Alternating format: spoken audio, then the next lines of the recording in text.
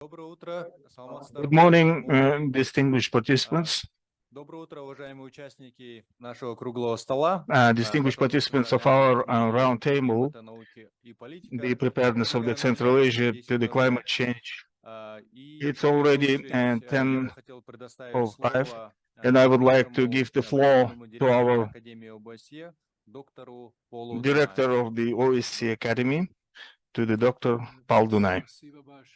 In order to create more confusion, I am going to speak English. Thank you very much. My name is Paul Dunay. I am the interim director of the OSCE Academy. I don't want to make this lovely joke that the French know very well. The French say, c'est le provisoire qui dure, which means that the temporary that lasts. I have to tell you that I have a task to manage the OSCE Academy for a few months, maybe a few months more. I was director of the OSCE Academy between 2014 and 2016, so the place is not entirely unfamiliar to me. And I'm very happy to be here and open the Roundtable on Central Asia's Readiness for Climate Change, Science and Policy, and welcome those of you who are already here in the room and those who are joining us online. Dependent on the time zone, it may well be very early for some of them. Let me say a few words about the OSCE Academy. The OSCE Academy has been in existence for a little bit more than 20 years. It started as a regional initiative of the Kyrgyz government. And then it got enriched further and further. It started basically with one MA program, the Politics and Security in Central Asia MA program, and then it went on to have the Economic Governance and Development MA program, and now also the Master's program on Human Rights and Sustainability.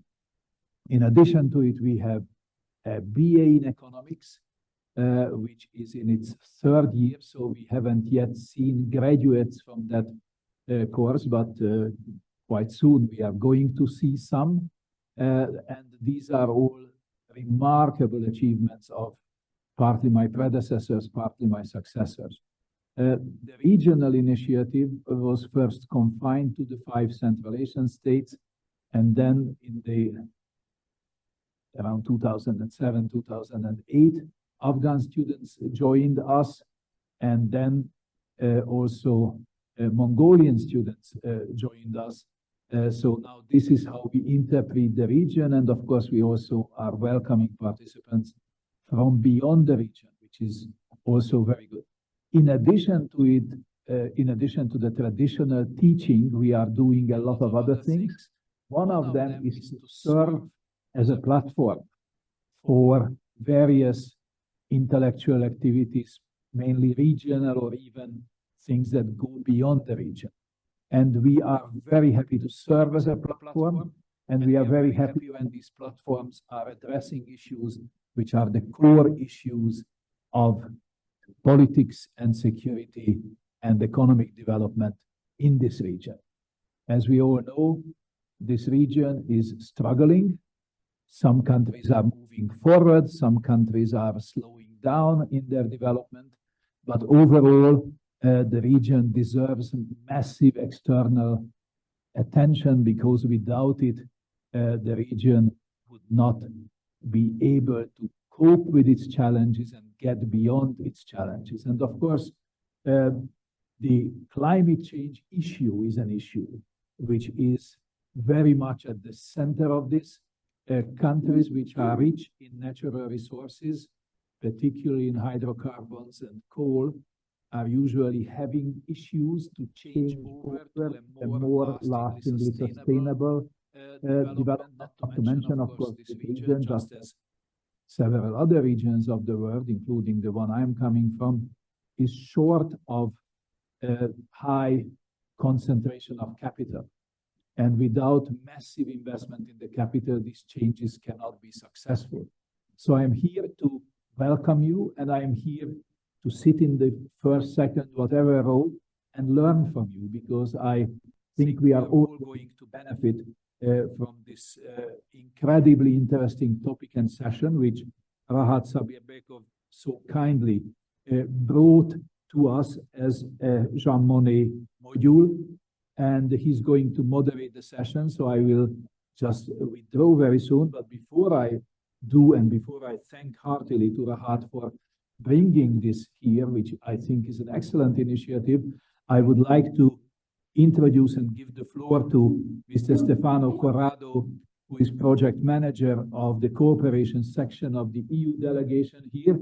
The EU, has a very diversified, broad-ranging attention to the world.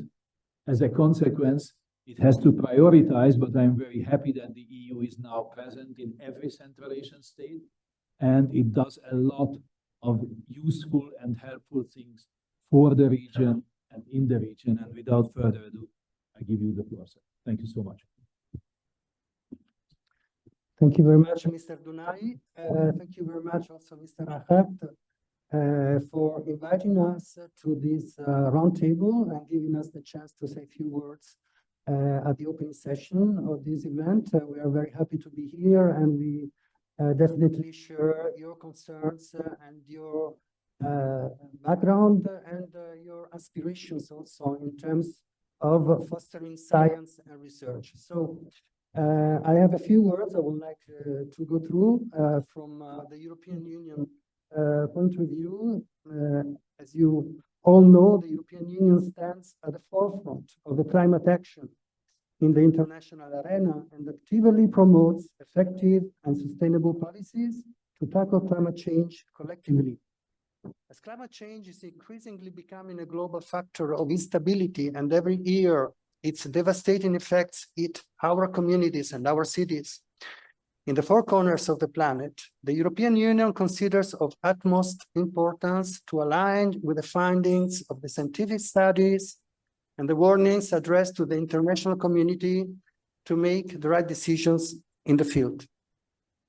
You have already mentioned that Central Asia is a hotspot in terms of climate change. Globally, the region, as you said, it is endowed with some amazing natural resources, among the others, water resources, specifically here in Kyrgyzstan.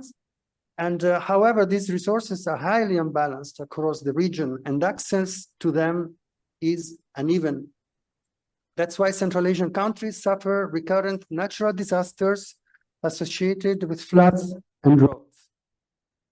Climate change aggravates this situation, and it brings implications to the populations and the nation in general, to the economy of the country, as the combining impacts of climate change have started to reduce water flows by shrinking the glaciers, and with the rapid population growth, this will exacerbate some of the region's environmental concerns, with implications, as I said, with economic development, security, and migration.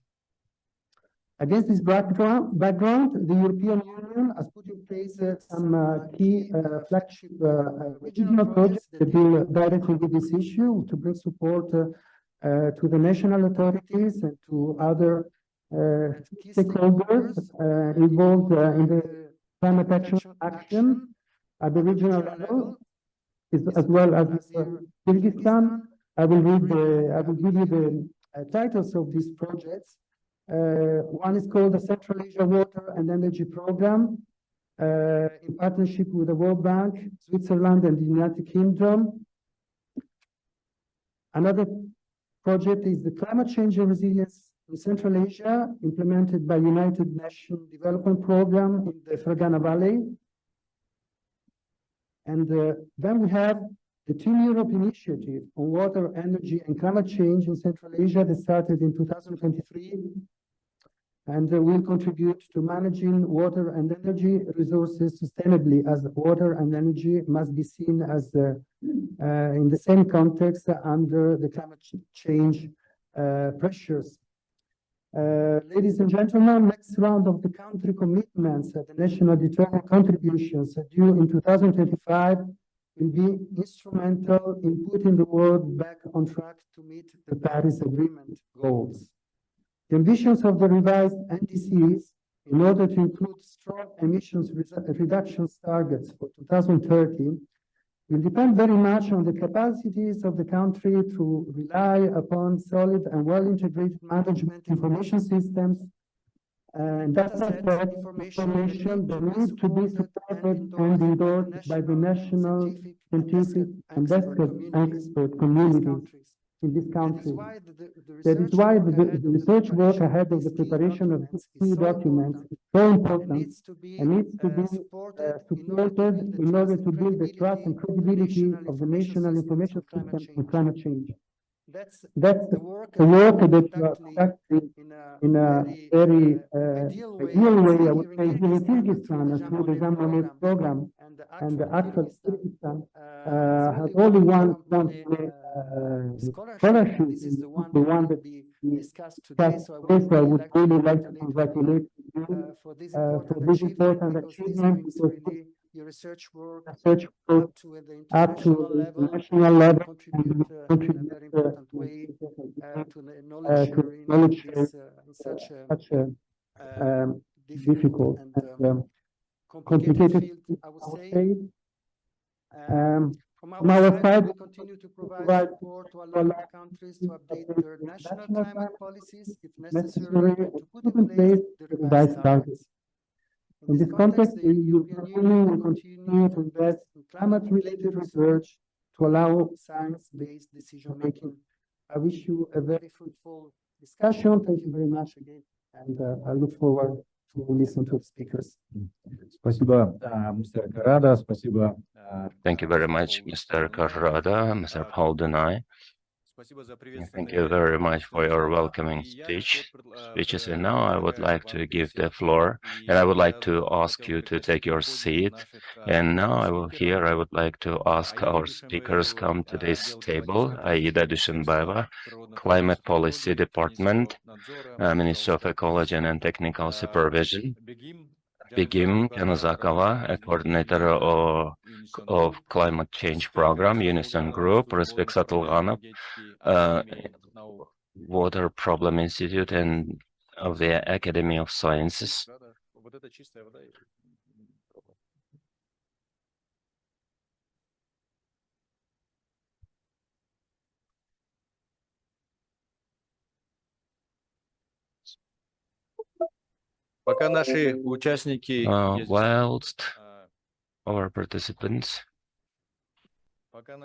Whilst our participants are taking their seats, I would like to draw your attention to some logistical points.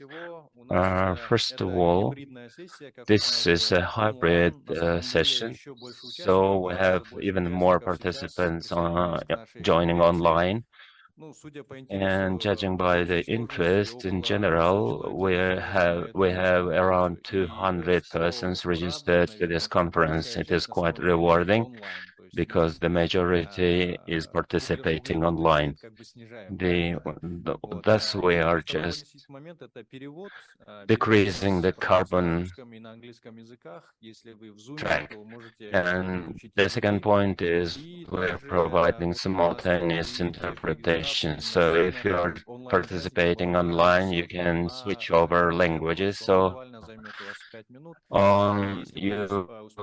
you can see on the walls, so you can see the survey. It will take 4 minutes of your time, important part of today's roundtable. And so your feedback is very important for us too. And all the recordings, materials and presentations and audio and video recordings of this activity will be available online for all the registered participants, and we will also post them on the site. Here we have very small changes in the program, and unfortunately the Minister of Energy has just a couple of minutes ago they cancelled, and that's why instead of Minister of Energy it will be me who will be presenting my short presentation. And the next floor will be given to Mrs. Aida Dushenbaeva, Chief Specialist of the Climate Policy Department of the Ministry of Natural Resources, Ecology and Technical Supervision of the Kyrgyz Republic. Good morning, dear participants of this roundtable conference. I would like to extend my gratitude for invitation to this roundtable on behalf of the Ministry of Natural Resources, Ecology and Technical Supervision of the Kyrgyz Republic. As you well know, the climate change is the most acute problem which has been existing for a long time in front of the global community, and we now have to take many measures in order to adapt to the climate change.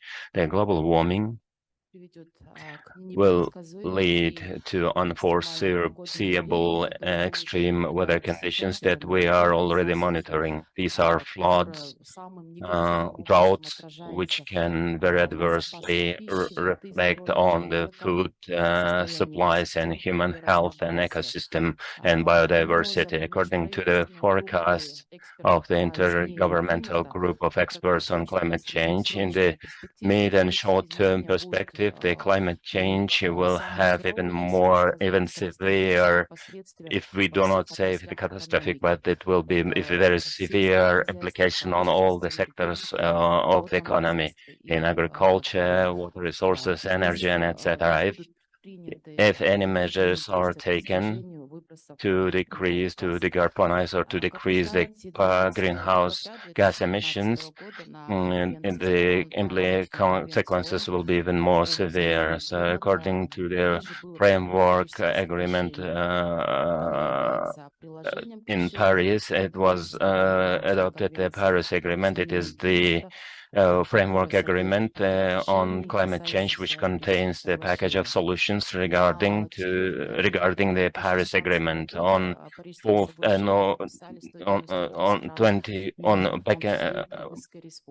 As of 2014, the Kyrgyz Republic has also ratified. The Kyrgyz Republic has also ratified the Paris Agreement back in 2019. So it makes Kyrgyzstan to implement all the obligations included in the Paris Agreement. So it is supposed to unite the efforts of all the countries to prevent the climate change. It is the first time when the countries agreed to keep the global average temperature and to make all the efforts to maintain the temperature within 1.5 Celsius, which significantly decreases the risks and impacts of the climate change. Besides that, there was a scale efforts to implement the Paris Agreement itself. So the 5-year mechanism of a regular revision of the contributions of the countries have been adopted. These are the voluntary contributions, and the implementation of the Paris Agreement and reporting on it should closely be related to the SDG. The Paris Agreement and the decisions made, they are extremely wide in terms of covering.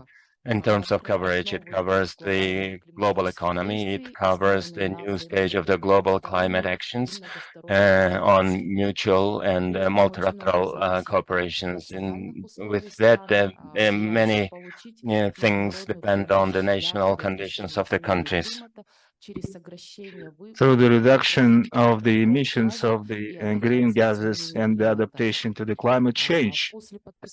After the signing of the Paris Agreement, there was some activization of the countries to reduce the greenhouse gases with the support of the financial mechanisms of the convention. and the most vulnerable countries, and Kyrgyzstan is related to this type of countries, receiving serious assistance, and the goals have been determined of the and the 100,000 US dollars and the rules of distribution of these funds, and there must be the official concepts of the long-term actions to reduce the emissions of the carbon.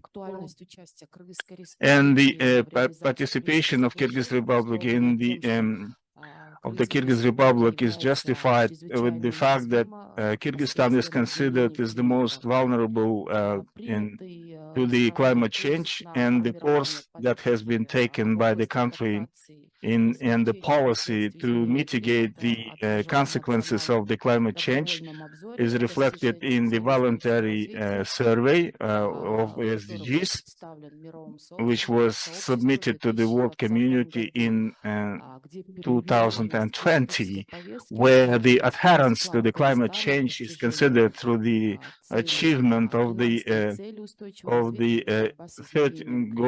13 of SDGs related to the climate change. If we stop briefly at the policy and the measures on the climate resilience, these are the priority directions of the action plan of the Cabinet of Ministers of the Kyrgyz Republic on the implementation of these policies until 2026. One of the key requirements of the Paris Convention is the development of the national policy of the long-term development with the low level of emissions of the greenhouses. At present time, the ministry has elaborated the action plan and also the draft of the concept to achieve the carbon neutrality till 2050. And I would like to say that this concept have been elaborated and agreed with the relevant ministries and agencies and submitted for signing of the President of the Kyrgyz Republic. And I would like to stop at the point that it was elaborated in 2021, and it was designated directions for the low level of carbon transformation, taking into account the national priorities and SDGs. If we start, the mitigation goal is the reduction of the greenhouse emissions up to 0.63 till and 15.97% till 2030. With the presence of the international assistance, the emission of the greenhouses till 2025 have to be reduced up to 36%. 61% until for 43% of the 62% in accordance with the scenario.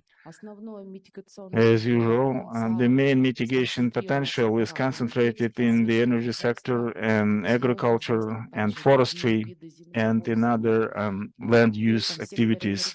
In the sector of the energy, for about 60% of the gas emissions and mitigation capacity in this sector will be implemented due to the reduction of consumption of the fossil fuels and the generation based on of the electricity of the renewable energy sources and modernization of the schemes of provision of energy supply, and also implementation of the activities on energy efficiency and reduction of the gas emissions. At present time, there is an ongoing development of the national action plan and adaptation, healthcare system, second sector, biodiversity preservation, third sector is irrigation and agriculture, and fourth, emergency and sustainable cities. 3 action plans to adaptation in Batken, Jalalabad, and Osh provinces. At present time, there is an ongoing final works on the preparation of the fourth national report on the climate change framework. The fourth report have been sent to the relevant ministries and agencies. There is an ongoing discussions on the preparation of the fifth national report and of the updated information. And we're also planning to improve the capacity building on transparency and creation of the national structures in the framework of the Paris Agreement, which is done to increase the transparency on combating the climate change in accordance with the international standards. The main agenda of the five-year program and action plan on sustainable development of mountainous regions, protection of ecosystems and biodiversity in the mountains, where the ministry is playing a key role. As you know, Kyrgyzstan is active participants of this issue, development of the mountainous regions and working in this area on a global agenda for more than 20 years. The Mountainous Initiative and the resolution of sustainable mountainous development have been recognized on the General Assembly of UN. And on the previous meeting of the parties that have been in the city of Dubai, the Kyrgyz delegation was able to include one of the on the recognition of the ecosystems of the mountainous regions, which is opening new opportunities not just for Kyrgyzstan but to all mountainous countries. And 171 inclusion of this point is the global outcomes and the mentioning the mountainous ecosystems. And in certain points, it was possible due to the efforts of active participation of Kyrgyz delegation and with the participants. And Kyrgyz Republic has initiated the new negotiation team with participation of the mountainous regions and the mountains and climate change. The goal of Kyrgyzstan to continue the expansion of this group of the mountainous partnership and promotion of the discussions with the UN and including other mountainous countries. Kyrgyzstan stands with the unprecedented challenges related to the climate change. However, in these circumstances, there are opportunities for the common actions, for the innovations and education. On the COP21 forthcoming meeting, which will be held in Azerbaijan, the issues on the financial compensation from the crisis, and Kyrgyz delegation will promote on the protection of interest of Kyrgyzstan and in other mountainous countries to mobilize the resources, including from the losses of the damages related to the adaptation to climate change. So this is all I wanted to say briefly, and I would like to thank for the invitation.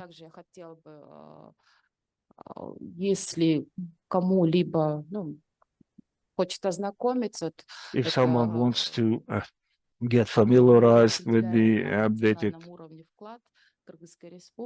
report on the contribution made, which was prepared in 2020, you could contact me and get it. But thank you for your attention. Thank you very much for your presentation, for the interesting presentation and overall picture, what kind of policies are implemented by the state agencies. We'll have time for questions and answers at 11:35. You can ask now or in the chat online. So I would like to give the floor. We have the ambassador is online. So I would like to give the floor to the Mr. Willie Campbell, I would like to invite Ambassador Willie Campbell, Program Office OSCE in Dushanbe. head of office OSCE. Good morning, best regards from Dushanbe. I'm very happy to be with you. I'm gonna focus on the human being, on the individual human. And by focusing on the individual, I'm involved in climate change for the last 4 years. I'm member of the IPCC. I was writing the first draft of the Kyoto Protocol for the United Nations. And what I'm trying to do is a bit to put the human, the individual in the focus of the attention. So I start. The human. First of all, if we need the human and we need the human activity in climate change, it's not something that we only can top down, but it has to be bottom up. In order to have it bottom up, and in order to have our societies addressing climate change and its partially catastrophic consequences, we need a couple of things in our toolbox. First of all, we need the individual to understand the problem. We need the individual to face the situation. We need the individual to be ready for action. And we need to ensure that the individual understands that the society as a whole is following It's following a great debate. I give an example. Easily at the compound of the OSCE. We could easily at the compound of. We could separate the waste in glass, in plastic, and in paper. But we would not have any company that can treat it. So if I do this, if I now force my staff here to do this, they would not follow me. Maybe one day, but not for more than a week, if they understand that I do not have any means to treat the collected waste. And that's what I want to say. Whatever action we do, whatever action as policy we have, the individual is only on board if the individual not only understands, not only faces the situation, but is sure that we have an overall approach that makes sense. I come to the home of the individual. This can be a house, this can be a apartment. Here, I think the one thing we are looking for is the readiness to change behavior. We are looking for organized activities, readiness to change, and possibly even to invest in his own household to face climate change. This can be air conditioning, new systems. This can be, as I said, separation of waste, plastic, etc., etc. There are a lot of things in the climate agenda that individuals can contribute. Should contribute. The next step, the village, the hometown. Here we are looking for that has understood the situation, is ready to face, is ready to contribute, has an engagement also at community level. Even if passively asking questions, what does my community do? Why does my community not be involved? How can we be involved? What is the budget? What we have? What are the regulations? And what do we do in education? And I think in education, I took it not in the first place. Here in the education, we are, of course, in the hometown or in the home village, where we have schools or where we have in larger cities, universities. I think I would argue climate change should be an integral part of any educational cycle. You can bring it in under geography, you can bring it in under behavioristic, if there's any kind of behavioristic teaching, you can bring it in under other circumstances. But we need climate change as part and parcel of overall teaching. I go to the next level, the county or the province. Again, we need the engagement of the individual, as I said before, asking questions, be attentive.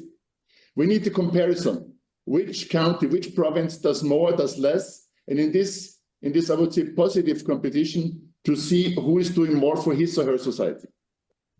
We have to also show what the benefits of action are, the benefits of action in health terms, in budget terms, etc., etc. And we have to ensure education and training at all levels. A concrete example here in Dushanbe, the OSCE program office in Dushanbe, we are working with people in the field, I mean, in the villages, and in the societies to train climate change, to make aware of climate change, and to give people the toolbox at the individual level, at village level, even at province level, to deal with the situation. I think this is just one small example that we are trying to contribute here in Tajikistan. On the regional level, you have to have at the regional level, I would argue, need a cost benefit of any regional action. Is it better to do the action close to the individual, close to where you live, or do we go in a regional setting? Here we need best practices, we need a credible presentation, but we also have a question of the break-even point. Like what I mean, I give an example. The European Union is today responsible for 6 to 7% of CO2 emission worldwide. If the European Union goes down another percentage point, that's very nice. But it, on the one hand, would question the industrial base of the European Union and would not much benefit the world overall. Because the biggest polluters, as you know today, is the United States, Russia, and China. So the break-even question is there. Who should do what at regional, at national level? We also have a region-to-region cooperation. I think also here in Central Asia, the region cooperation inside the region and the region outside with all the neighbors is essential also in climate change terms. And I think we all, especially as OSCE, I think within our mandate, here we have a role to play, which I think quite vital to do. We should also identify regional leaders and experts that are essential. We need people that can teach, we need people that can explain, we need people that can lead, especially in climate action that is going into budgetary processes. And we need a value identification. We need a value-based argumentation, we need a value-based action, and we need a value-based cycle of activities. At the national level, again, we need the individual, we need NGOs, we need activities, we need community leaders, corporate responsibility. And I want to say corporate responsibility, the biggest in climate change, I would say over the last 5 to 6 years and in the future, banking has the climate change. The biggest role to do climate change. Where do we give credit for climate action? Not giving credit if it's climate negative action. Or not credit if it's climate negative. The national contribution under the Paris Agreement. Does my country do enough? Is this what my country brings to the table at the Paris Agreement? Brings to Baku. Is this what my country brings to the table at the national contribution enough? And we need to have the translation from this national level to a global level. That means it is not enough to have the national contribution. We have to put the national contribution in perspective if it's at the regional, sub-regional, or then at the global level. And at the global level, I just with this I finish. We need world leadership. And at the global, and the world leadership, we need world leadership. And the world leadership does not only mean that we have a top-down approach. We have to explain. We have to be ready to discuss the problem, be it in the summit of the future later this year, be it in any kind of solving of the international community, be it water conferences, be it glacier conferences, be it climate conferences, be it the IPCC discussion of results, etc., etc. We should face the problem and not just say it is a problem. Yes, we have a problem, but I think it's legitimate that any community, any society asks, is it a real problem? And if it's a problem, yes, we have a problem, how do we get involved? What can we do and how do we get involved? It should be, and climate should be, as was the ozone layer, as is hazardous waste. I come back to this. It should be a business case. It should be a case where our business can not only find solutions, but only then I think our climate change will really be future-oriented. And we need something, I would think, I don't think about people that are now that have been in the forefront. And we need something, a human face of global action. And the human face of global action does not mean the human face of global action means I have a project, I have a pilot project, that can be easily done all over the globe, from Brazil over Guinea-Bissau until Bishkek. From Brazil over yes, we can. And this, yes, we can, I think, is most important that we get to the global action. A pilot project. Thanks so much, and I guess best regards from Dushanbe to Bishkek. then we get the global understanding. Thank you. Спасибо большое, посол Вилли Кэмпбелл, очень интересную Спасибо презентацию большое, по Thank you very much, важности dear ambassador. It was a very климатической interesting политики presentation снизу вверх. on importance and Следующее formation слово я бы of хотел climate предоставить policy госпоже Бегине Жанузаковой, from координатору down to программы top. And next «Климат floor, I и would like to группы give ЮНИСОН». Mrs. Begim Januzakova, Выступление на the тему coordinator on climate «Климатическая change, политика в Unison Кыргызской Group, the Республике». Пожалуйста. presentation on climate policy in Kyrgyz Republic. Здравствуйте, уважаемые коллеги. Good morning, dear colleagues, and I would like to thank you for invitation. And if you allow, I would continue my presentation in Russian. So, as my colleagues mentioned about the climate change issues of the Kyrgyz Republic, everyone knows that Kyrgyz Republic is one of the vulnerable countries for climate change issues. But even though Kyrgyz Republic doing less emission, but most affected to the climate change issues. The last years, we are witnessing an increased number of natural emergencies and situations in our villages and regions, not only in Kyrgyz Republic, in Central Asia as well. So in the recent years, also glaciers have been melting at an accelerated rate. So according to the third national communication of climate change of the Kyrgyz Republic, the area of glaciers in Kyrgyzstan will significantly decrease by 2050, which aggravate the problem of water supply for the economy and population, not only at country level, but also at Central Asian level. So according to the glaciers melting, I do believe that my colleague will share information in detail. For years, the policy of the Kyrgyz Republic has developed in different levels. So Kyrgyzstan as a country with a diverse and fragile ecosystem realizes the importance of climate policy in our present and for future. So for today, our key milestone is ratification of different international agreements. One of these is UNFCCC, which is United Nations Framework Convention on Climate Change. The second is Kyoto Protocol. Third one, the Paris Agreement, which makes significant impact to solve climate change issues. As my colleague also shared, one of the important documents to face with climate change is nationally determined contribution, which was submitted in 2021. So next year it will be updated and will be submitted to UNFCCC. So the next one is climate change national adaptation plan, which is in the process of the development. And the next one is the concept of achieving carbon neutrality in the Kyrgyz Republic. So as you know that Kyrgyzstan put the ambitious plan to reach carbon neutrality to 2050. And in this manner, with the Ministry of Natural Resources and with relevant our donors, with their support, Kyrgyz Republic now is also preparing the recommendation how to reach out the carbon neutrality. So the key initiatives within the policy development is green economy concept. So currently, Ministry of Economy and Commerce on the process of update of this document, and you can also follow on there in the site. So the next key initiative is a national campaign Just for Us. So as you know, it's one of the maybe key components to achieve carbon neutrality to 2050.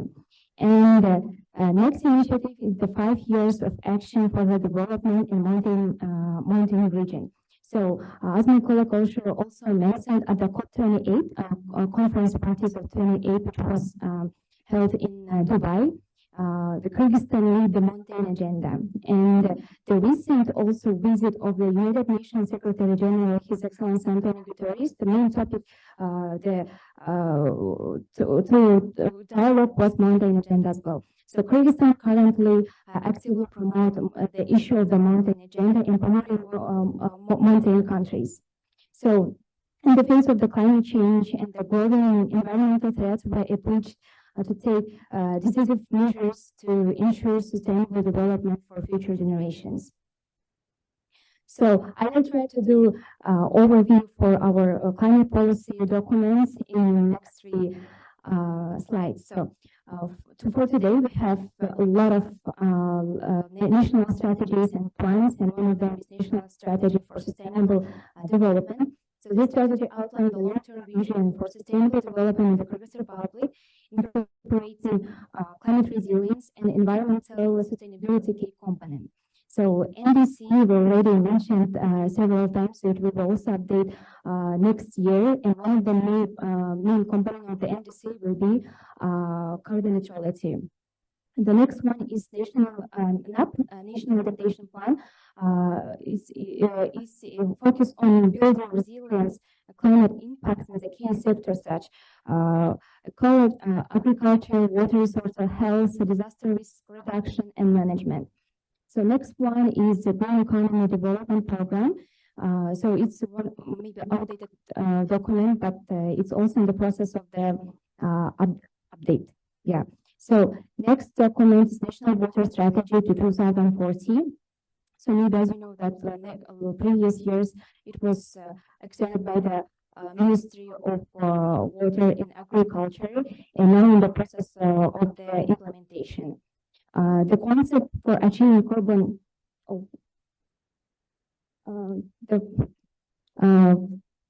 concept for achieving carbon neutrality in the Kyrgyz Republic. So this is one of the documents after carbon neutrality, one of the documents that was accepted and developed by the Ministry of the Natural Resources, and now we're on the process of the development of the recommendations. And next two documents is related to the our mountain agenda. About that, we will also I will share later on.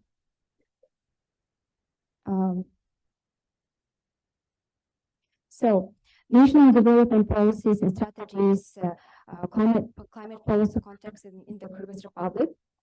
So, the first document, concept of the environment security, was adopted in 2007. And was aimed at ensuring sustainable development and environmental protection. The second document is adopted in 2018. So this strategy represents long-term vision for development of our country. The next document is development program until 2026. So this program focuses on sustainable economic development, taking into account climate change and need to adapt it. So next document is climate investment program. It was approved by the meeting minutes in 2007, aims to attract investment in climate resilient projects and initiatives, enabling us to deal more effectively with the effect of the climate change. This document is one of the core documents for the Climate Finance Center. And I think that it will be also updated for these years. Program and plan of measures for developing green economy is also related to the concept of the green economy program. So forestry vision adopted in 2019. This vision aims to protect, restore forest resources, which important aspect to our climate policy. So the next documents is also really related to water, natural disasters, health protection, health system, food security. So when we talk about the climate change, everything comes to the health, food, and climate change is not only about the natural disaster, but also the affection to the people in their livelihoods, their education, their behavior, and their education. So the next part is about the regional development concept, approved in March 2017. It aims to development all regions of the country with special emphasis on sustainable use of natural resources and reduction of reducing the impact of the climate change. The strategy for sustainable industrial development Kyrgyz Republic for 4 years aims to improve the competitiveness of national industry while complying with the environmental standards. So the aspect strategy is the introduction to the technologies and the reduction. So this is the whole overview for the climate policy in the Kyrgyz Republic. So talking about the institutional framework, so for today, we have Coordination Council of the Climate Change, Ecology and Green Economy. So this is a policy policy management structure on climate change under the cabinet of the ministries of the Kyrgyz Republic and was established to improve coordination of the climate change activities at the high-level decision-making. So next one is Ministry of Natural Resources, Ecology and Technical Supervision of the Kyrgyz Republic and Climate Finance Center under the cabinet of the ministries. While we are talking about the climate change, I cannot emphasize the role of youth in policy making processes and their involvement in global climate processes. So youth engagement at the national level, regional level, and global level is a long-lasting attempt to be heard in global climate processes. So United Nations Framework Convention on Climate Change has its own youth wing, which calls officially Children Youth Consistency of United Nations Framework Convention on Climate Change, which calls YOUNGA. YOUNGA has over 20 or 30 years of experience involvement of youth in a policy-making negotiation process in conference of parties process. So how youth of Kyrgyzstan and our region involves in global climate processes is through global action. One of the initiatives is LCOIS and COIS. So LCOI is Local Conference of Youth, which annually held in different countries, and for Kyrgyzstan for today hosted 2 local conference of youth. And the next level is Regional Conference of Youth, when the regions of whole the world tries to involve and mobilize youth in decision-making processes. The Regional Conference of Youth was held also in Bishkek as well, and this year we are planning to also held in September and bring youth of Central Asia and Afghanistan to shape policy statement for the Conference of Parties. From all these processes, youth participates at Conference of Parties and mediation processes by promoting youth demands to Simon Steele, which is Executive Director of the UNFCCC, and His Excellency Antonio Guterres to integrate youth in decision-making processes. So, as I shared about the Regional Conference of Youth, it will be held in September 5th and the 6th of September. So, if you are interested, you can learn in our websites. When we talk also about the climate policy, it comes to the climate finance. So, developed countries have committed to finance the climate for developing countries. These measures, to implement it, of the climate change measures, it comes to mitigation, adaptation, and tools for the implementation. And as I shared also about the role of Kyrgyz Republic in global processes, the legal framework of the climate finance, it comes to the same UNFCCC, Conference of Parties, Kyoto Protocol, Paris Agreement, and the Conference of Parties is the supreme decision-making body that brings all decision makers to promote their national and regional agenda and finance the climate. Finance climate, the main instrument for the finance climate is Green Climate Fund, which was established during Conference of Parties as well. So the last slide is about the technological mechanism and financial mechanism. So finance comes from the UNFCCC. So Conference of Parties is a supreme decision-making body. It has 2 parts: financial mechanism. As I shared, one of the important financial mechanisms is Green Climate Fund, Global Ecological Fund, and technological mechanism is CTCN, UNIDO, and UNEP. So Kyrgyzstan for years tries to attract finance to the climate change, and we do believe that during the Conference of Parties in 2029 in Baku, the main topic will be the climate finance, and Kyrgyzstan will promote our main agenda. So, yeah, thank you for your attention.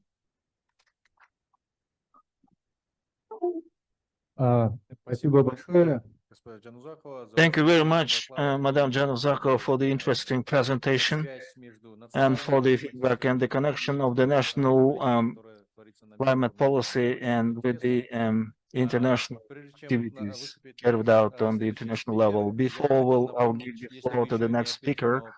If you didn't answer to QR code on the walls, please reply. We have the answers.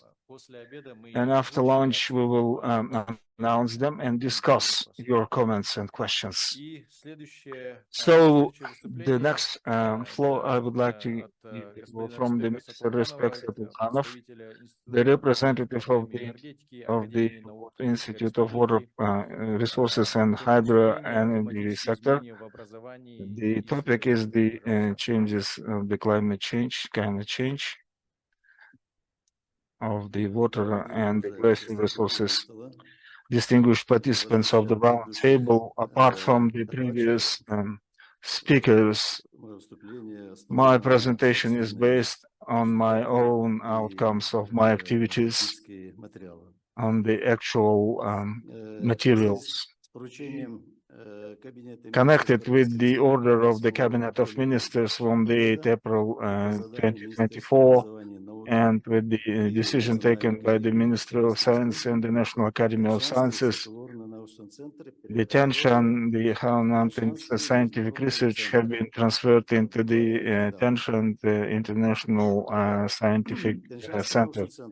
The attention, High Mountain Scientific Center is the successor of the Tianshan Physical and Geographical Stations, which was created by the Council of the Council of the USSR, and at present time the Tianshan Scientific Center is carried out starting from the 1940s of the last century. The main goals of the activities implements this work. And on Earth we have a massive natural machine, atmosphere, oceans, and the glaciers. The glaciers of the Central Asia is 5% of the overall territory, and this 20% of the water flows. Sirdarya, Mudarya, and other rivers, and more than 50% of the flows during the warm periods. That is why this topic and the researches of our scientific center is one of the main factors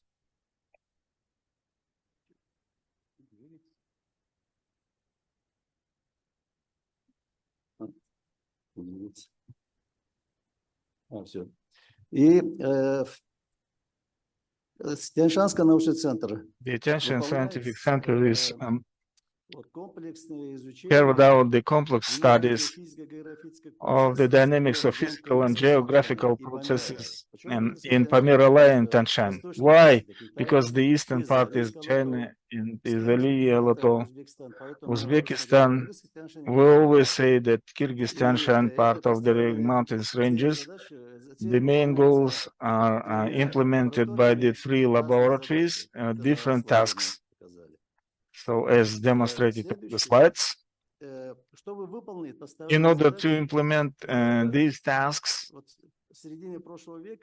in the middle of the last century, in the basin of river of the scientific infrastructure had been created from the lake shores and the mountainous regions and the forestry and in other zones, in all climatic zones.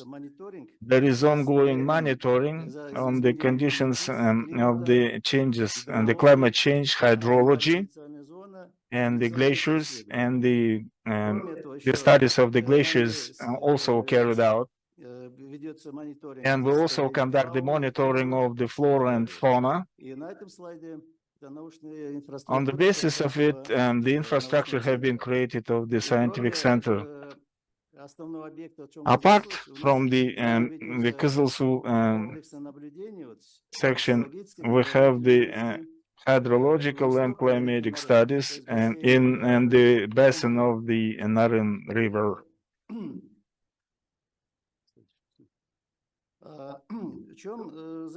What is the importance of our researchers? First of all,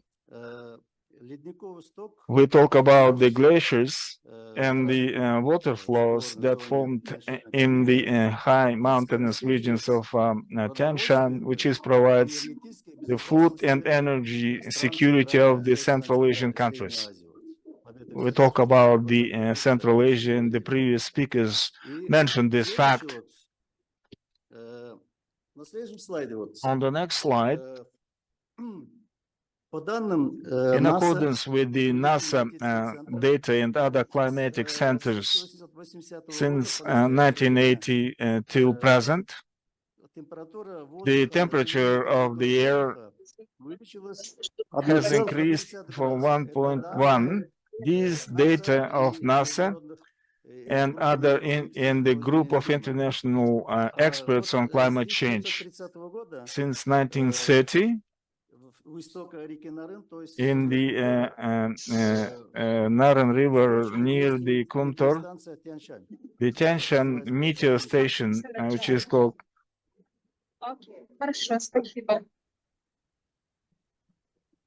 and this station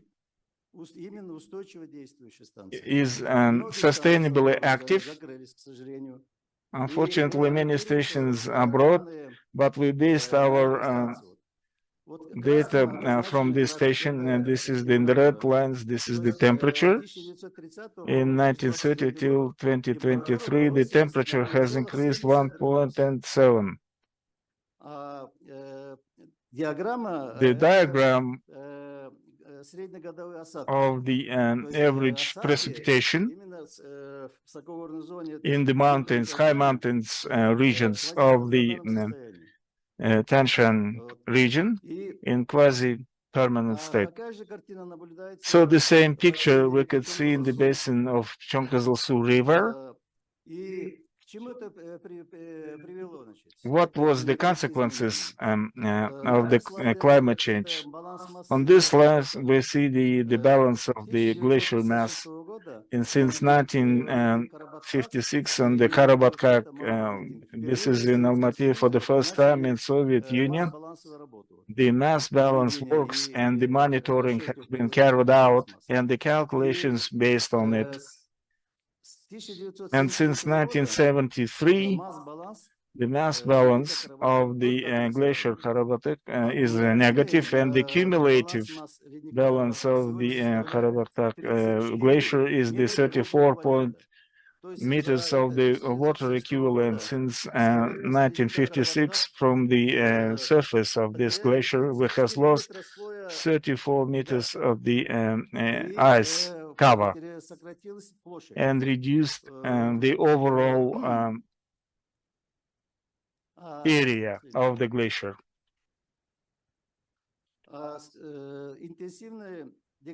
Intensive degradation and the reduction of the area, intensive thawing of the glaciers is leading. On this slide, you could see the changes of the water flow of Chongkazalsu River. If until 1954 it was this quasi-stationary without significant changes, but since 1994 the water flow of the of water is increased for 37% during the last 8 years. On the previous diagram, it was visible that precipitation in the quasi-stationary conditions in this river basin, and Alexander Ivanovich Berekov mentioned that the rivers are the products of climate. So the changes in water flows closely connected to the climate change. The climate change is leading to the increase of the water flows in our country, and the same picture we can observe in accordance with the Kyrgyz hydromet. We observed of the hydro post of the Naren post, the river, it was increased more than 20%.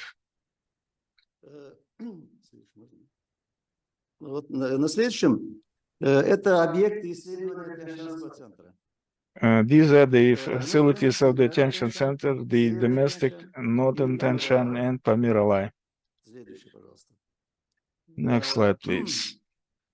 Ученые Тяньшанской The scientists of the Tianshan Physical and Geographical Station in the last century has mentioned that in the latest, the Pleistocene, on 13,000 years ago, the coverage was of glaciers 60,000 square kilometers.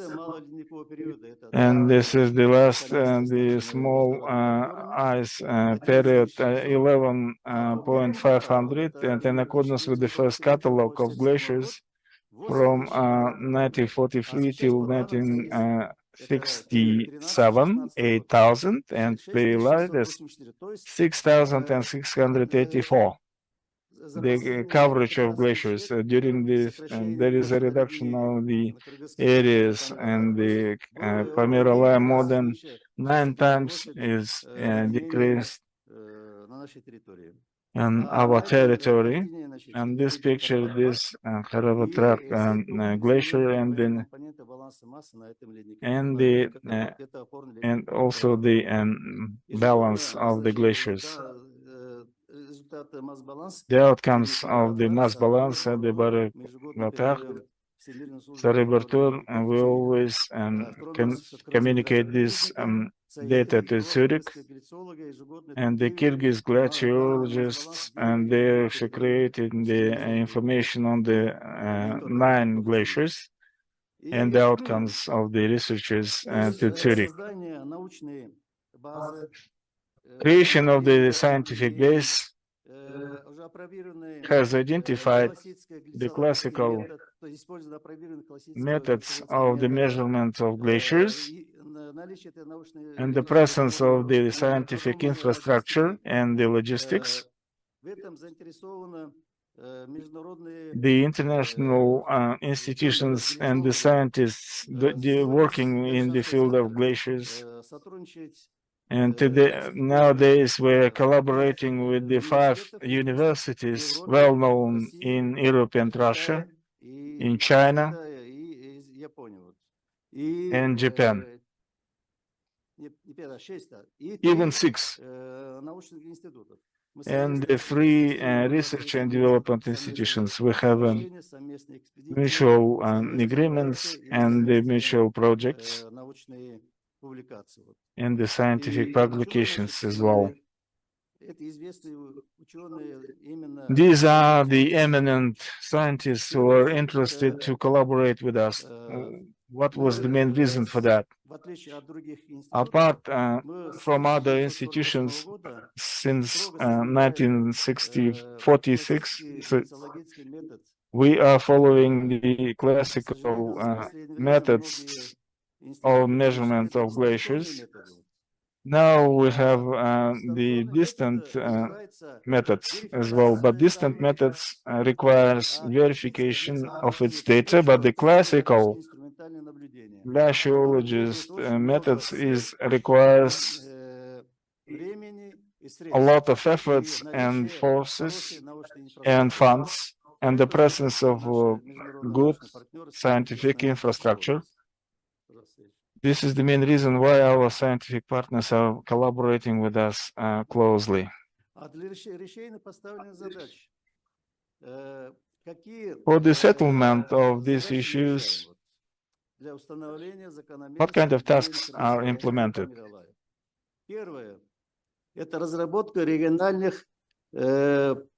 First of all, is development of the regional, the modeling of climate change, applying the mathematical methods for the forecasting of glaciers, the global for the big regions, and the complex 3-dimension models for the measurement of glaciers.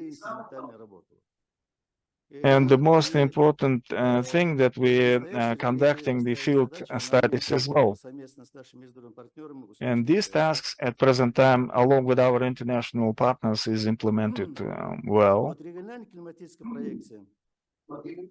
The regional projections using the Cortex results. These are the series of from the models, from the 37 models. We're using different global models and developing these climatic forecasts with the red, and this in the red rectangular. This is the regions of Central Asia. These are the outcomes of this regional climatic projections with the Cortex results, and this the soft and the most tough climatic scenarios.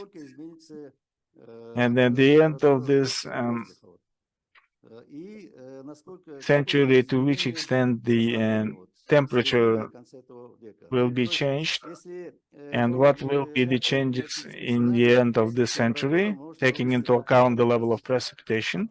In this soft case, and the temperature on the 1.5 increase of the temperature, if at the end of the square meters will be 8.5 of the watt of the solar radiation, in this case, the temperature can exceed 5.5 degrees. This is the worst projection.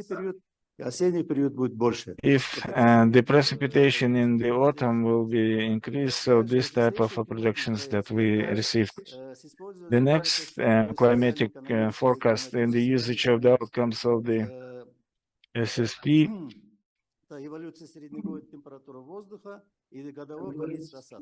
This is the evolution of the average temperatures and the annual precipitation in all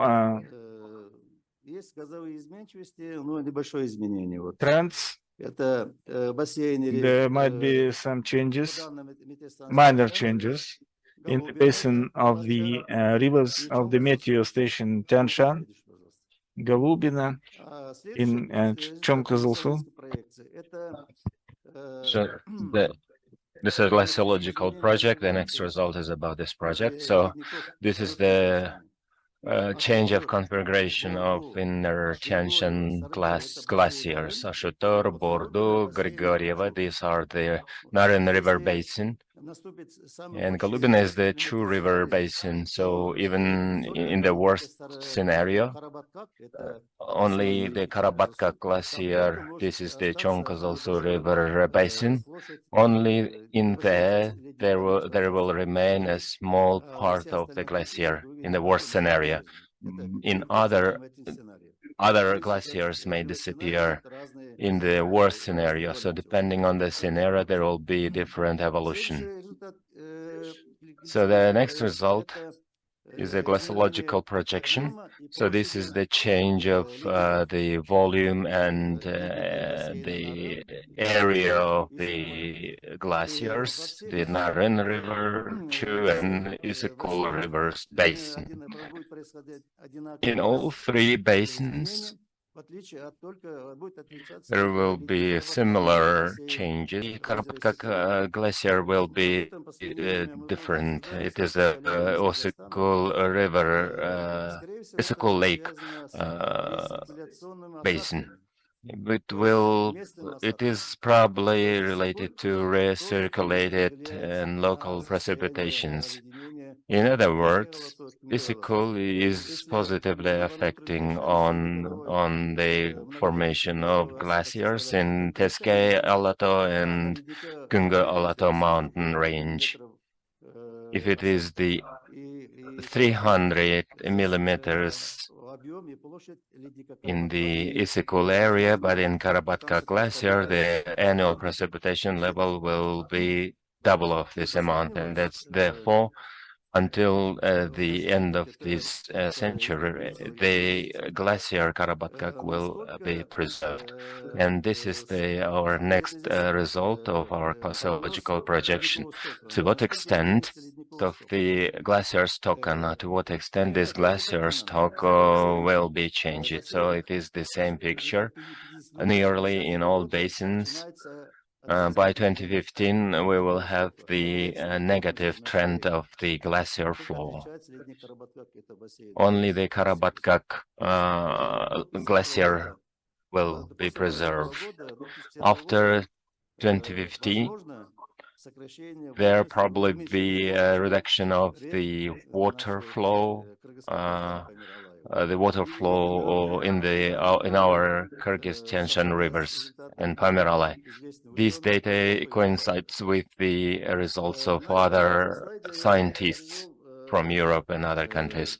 This is the slide where I'm showing the results and giving information about our summer schools that we conduct traditionally every year. So we share knowledge and we exchange knowledge. So we started it back in 2021. So we conducted in the base of Tianshan Center. So this year we are also planning to conduct it from 8 to 15 August. So the young scientists, master program students from Central Asian countries can participate in the summer school. And we believe that we have our well-known scientists from Europe, Russia, and Japan making their presentation during the summer. So there will be scientists from academic centers and think tanks, and we believe that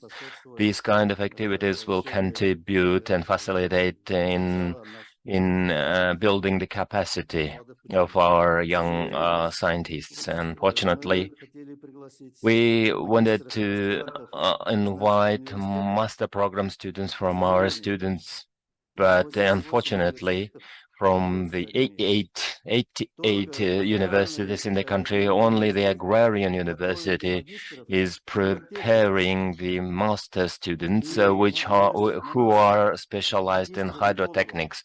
So we have the Manas students, Manas University, which trains masters environmental specialists, and other universities they are not training any master students in environmental specialization. So this is the conclusion. And in conclusion, I would like to draw your attention to the following.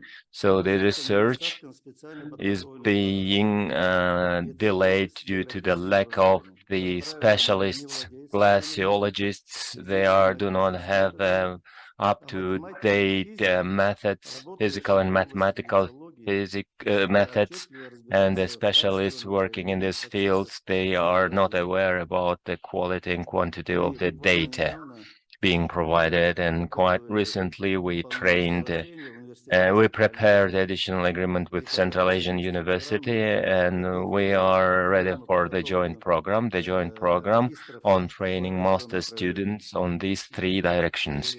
And we hope that if the master program courses in the Central Asian University will be opened, this university will be training hydrologists, glaciologists, environmental specialists, climate specialists, and etc. And our country will have a good capacity in that case. Thank you very much for your attention. Thank you, Mr. Sabulkanov, for a very interesting presentation. I think that it is super that the work which started back in 40s, it is still on the go, and the Academy of Science of the Kyrgyz Republic is actively doing work in this field. And we all know that the health of glaciers is very important, not only for Kyrgyz Republic, but it is also reflected to the water balance of Central Asia as a whole. And the next presentation, since we do not have a representative from the Ministry of Energy, then I would like to tell a little bit about the researches that we are conducting in Central Asia.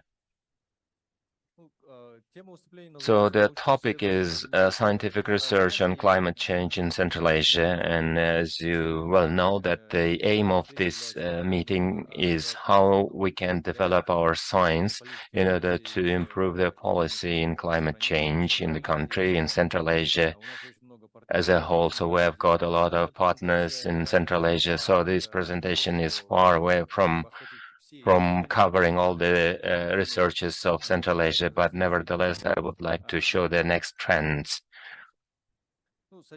So the content is shortly contains 3 items. Within 15 minutes, I would like to tell about what do we know as of today. So a lot of things were already presented, and for some it is very helpful. For some people, it will give some benefits and what kind of progress in the science of climate change are there.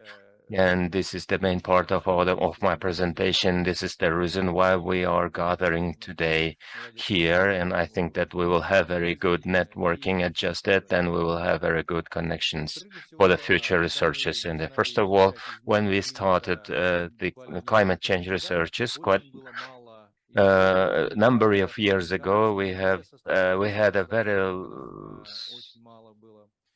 small publications, less publications, researches, and as of today, the picture is totally different. These are the number of examples, and we have a lot of different NGOs. So Asian Development Bank, Central Asian University, they are doing a huge work. Eurasian Research Institute in Kazakhstan, in Tajikistan also has a lot of very interesting projects in Uzbekistan as well. So a lot of interesting things are happening around the policy, around climate change policy. So these are the number of trends.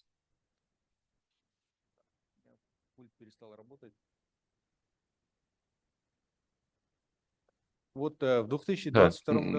2022, Roman Bakulchuk and his colleagues, they did an overview of the literature. What kind of researches are being done in Central Asia in climate change? And yesterday I visited and I looked to what extent this work is important. And yesterday, more than 11,000 people made a view of this website, and for our religion, it is quite a big number.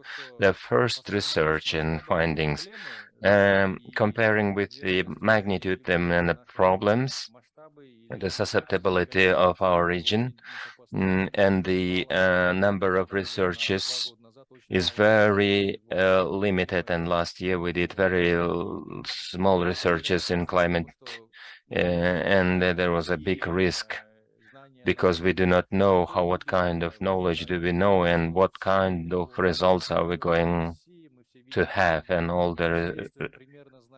we approximately know what kind of temperature will there be and what kind of sectors will be affected, and but we do not know what does it suppose.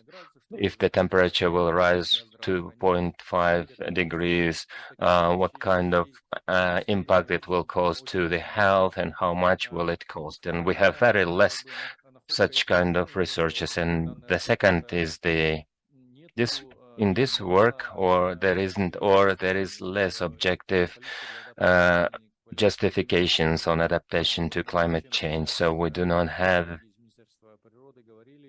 the thing that our colleagues from the Ministry of Nature mentioned. So we do not have these tools for adaptation, or the tools has not been well researched. So the next is the awareness based on the actual data. So if we even take Bishkek city, so we have the transport policy and how climate change will affect on transport policy.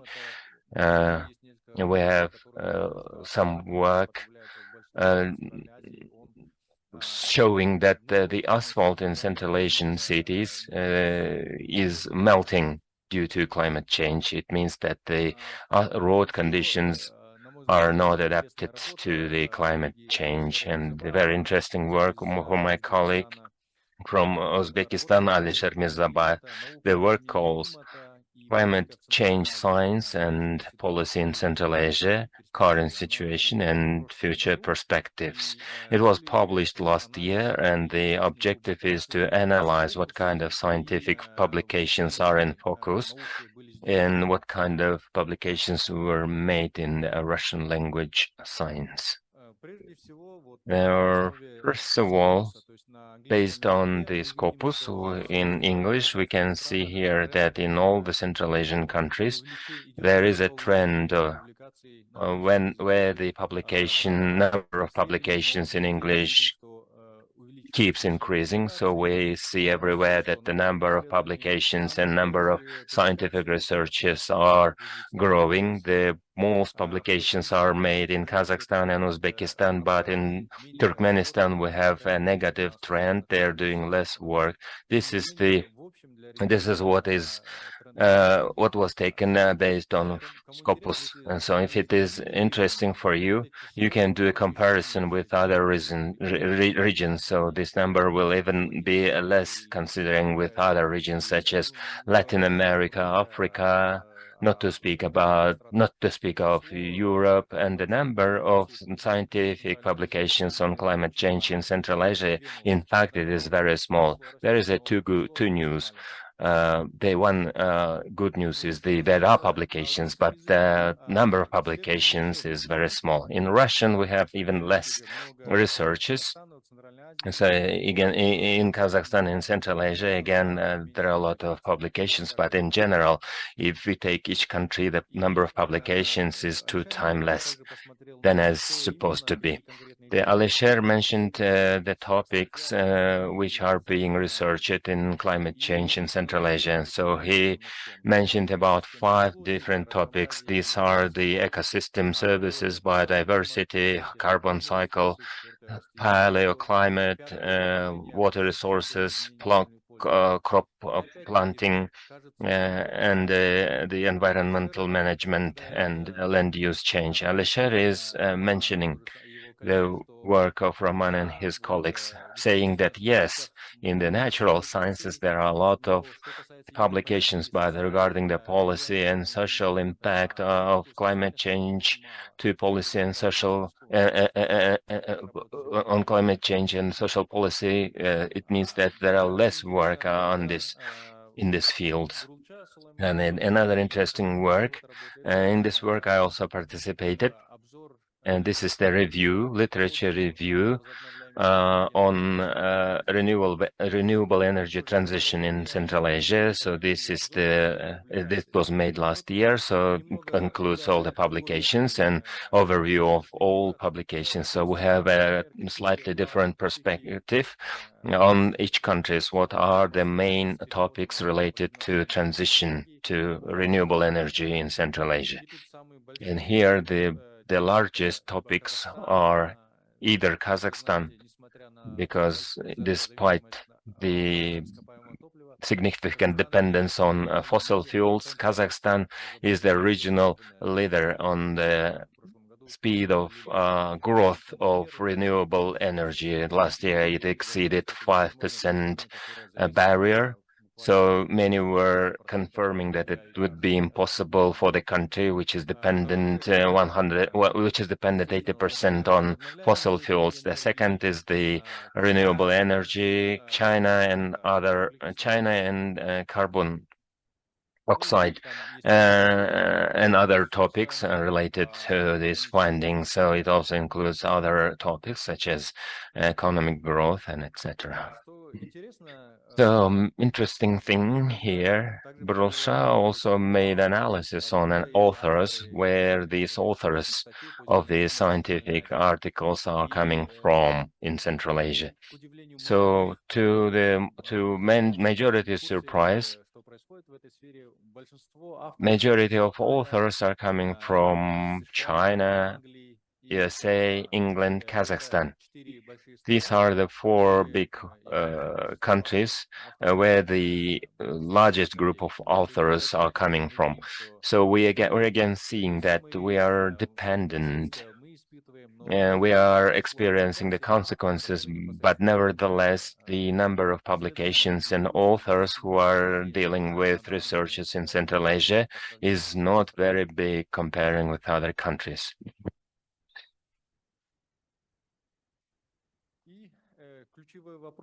And the key questions, this is the last question.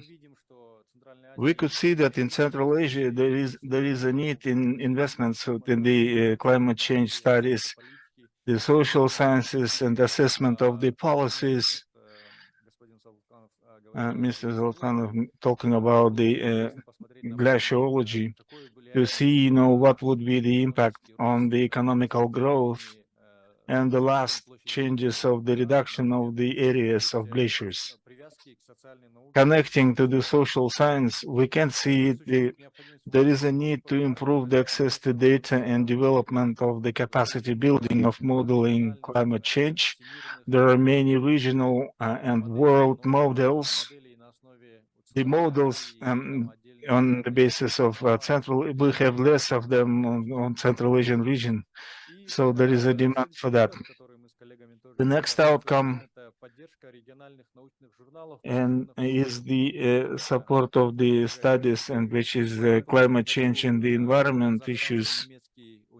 The Kazakhstani and German institute has launched its journal of Sustainability to Climate.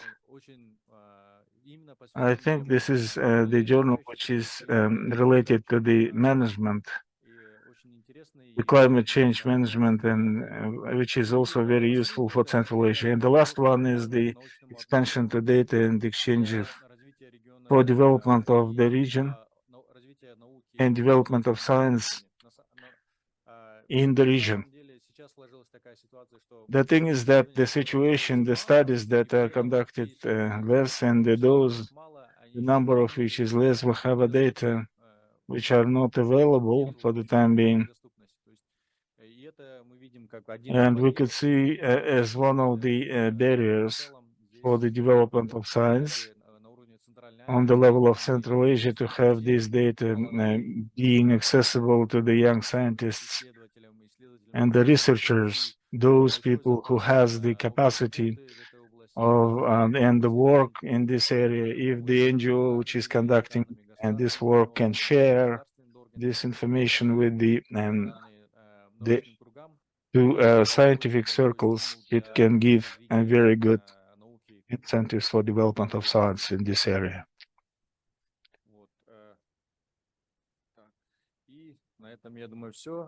I think that's all I wanted to say. That was the last slide. Thank you for your attention. So now we are just behind the schedule, but I think we are going well. So now I would like to open the time for the comments and questions and in the chat, please.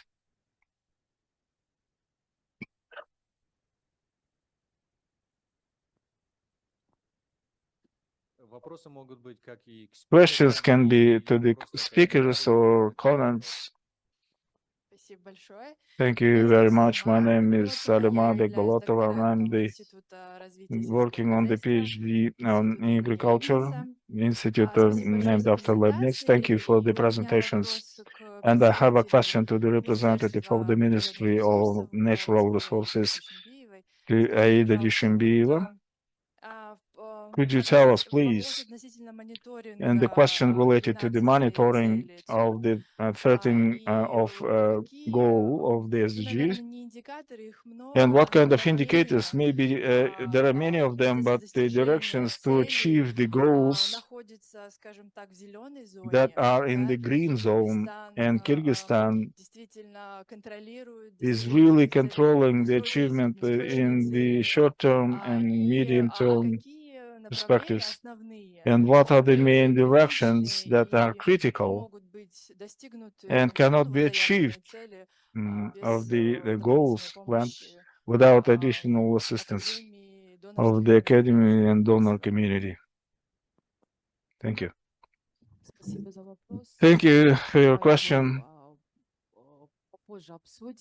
We can discuss it later, but I can't answer to this question. Maybe we should discuss it later. Yes. Hi everyone. My name is Всем привет, меня from the Readiness Institute in Germany. So first of all, thank you for the panel and the very interesting insights.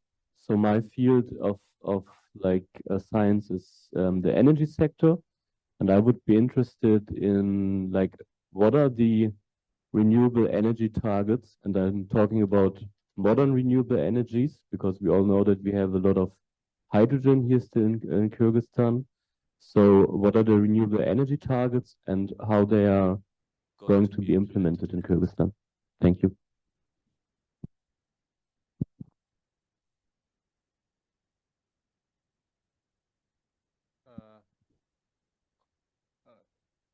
Кто хочет ответить? who wants to Наверное, reply? я начну. Может быть, Well, I will коллеги start. Maybe my дополнят. colleagues can Ну, что add касается from their own side. возобновляемых источников As for the renewable sources of energy, это по основе, например, traditionally, по обновляемым, определяемым на национальном уровне which is приоритетам, identified on the national priorities Таджикистана и Кыргызстан, of Tajikistan and Kyrgyzstan, до недавнего времени Узбекистан, да, они не and ставили just recently цели they didn't по put this kind of a goals on renewable energy sources.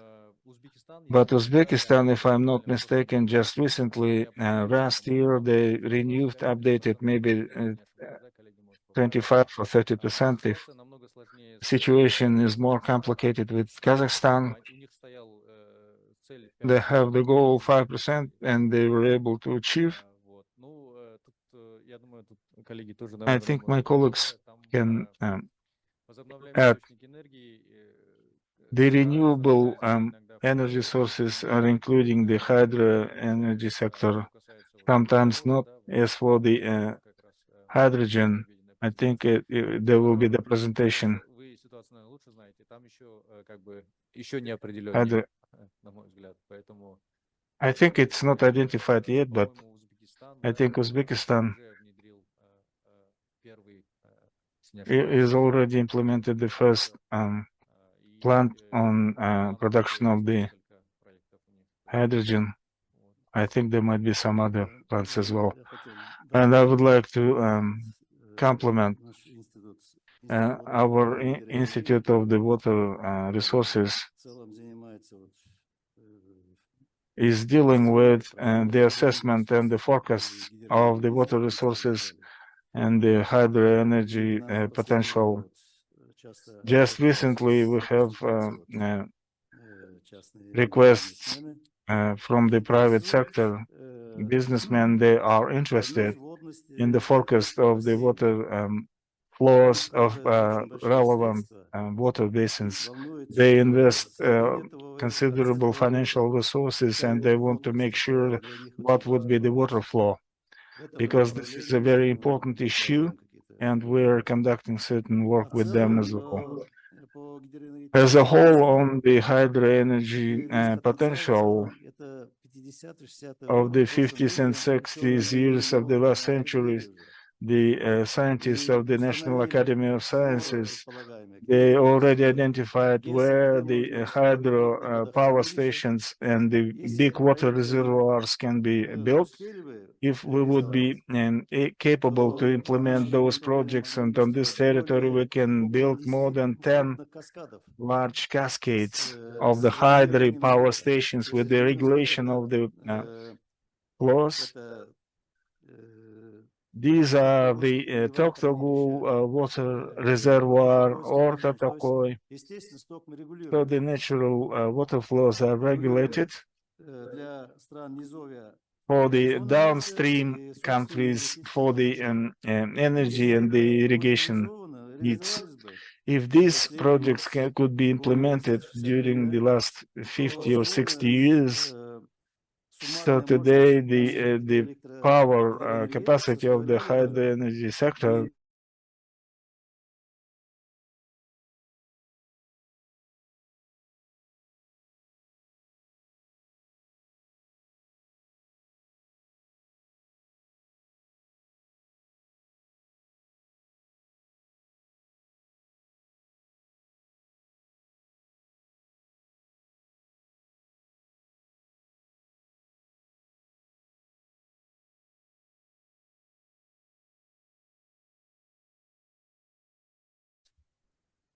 Если они будут использовать наши энергетические ресурсы, они, используя чистую энергию, получают водород. Это Казахстан, Узбекистан, это невозможно. Там же не чистая энергия, значит.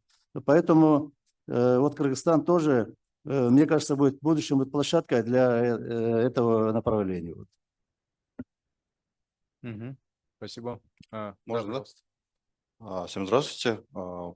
Аблайдас Муембетов, научный сотрудник Института государственного управления и политики, Школы развития Университета Центральной Азии. Хотел поблагодарить в первую очередь всех спикеров за содержательные, интересные презентации. У меня вот будет несколько вопросов. Да. Первый, соответственно, возможный коммент. Первый вопрос от Бегим, да, касательно ее жанузаковой презентации. Вот вы перечисляли да, список политик по продвижению, да, чистой энергии, да, зеленой экономики, скажем. Вы не могли прокомментировать, какова вообще эффективность данных политик? Может быть, есть какие-то данные, либо, может быть, отчеты, которые показывают, насколько там были, да, освоены в полной степени эти программы, средства на продвижение, да, чистой энергии в стране. Да, вот и второй вопрос хотел бы тоже доктору Рахату Сабырбекову озвучить касательно его презентации. Вот вы упоминали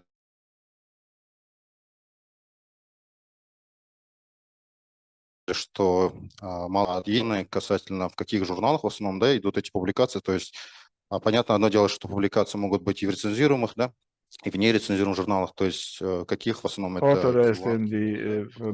regarding the could see what would be the number of the are they recognized these publications in the region of our local authors as a whole in the world?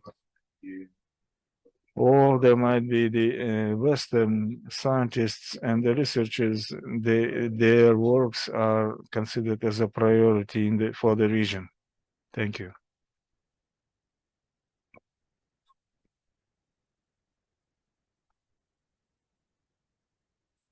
Well, thank you for your question.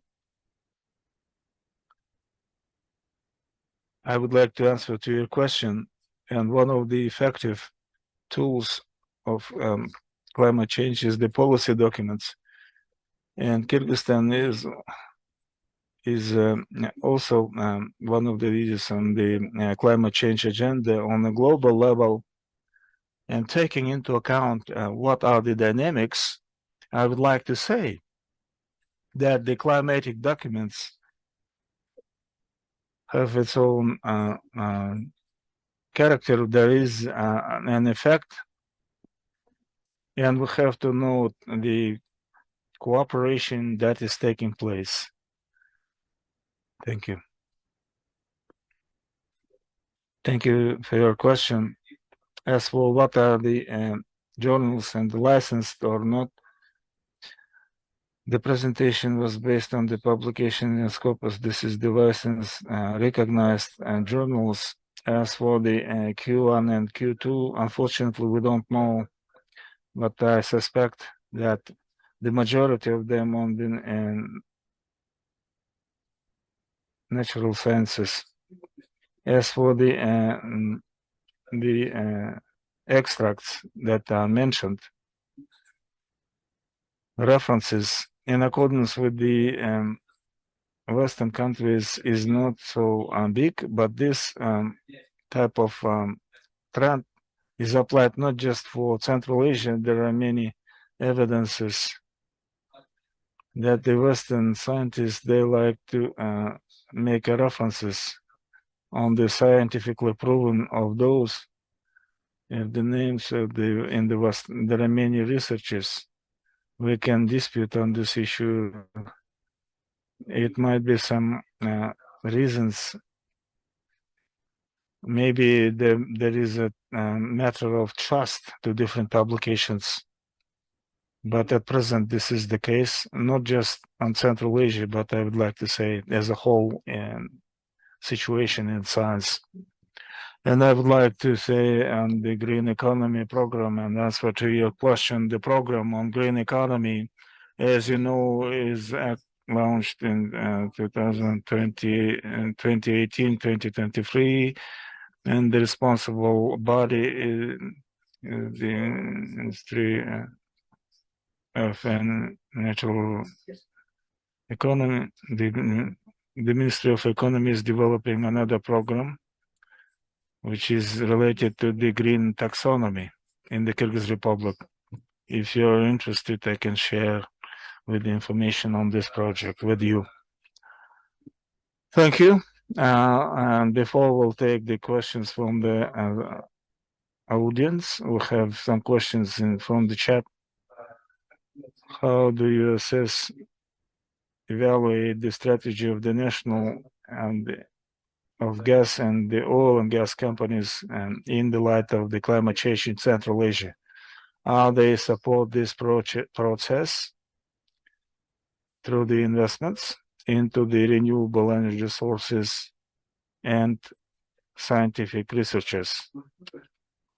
Thank you for the question. To whom this question is addressed? Who wants to respond? Maybe I will have the representatives of the oil and gas companies or people who are familiar with this subject.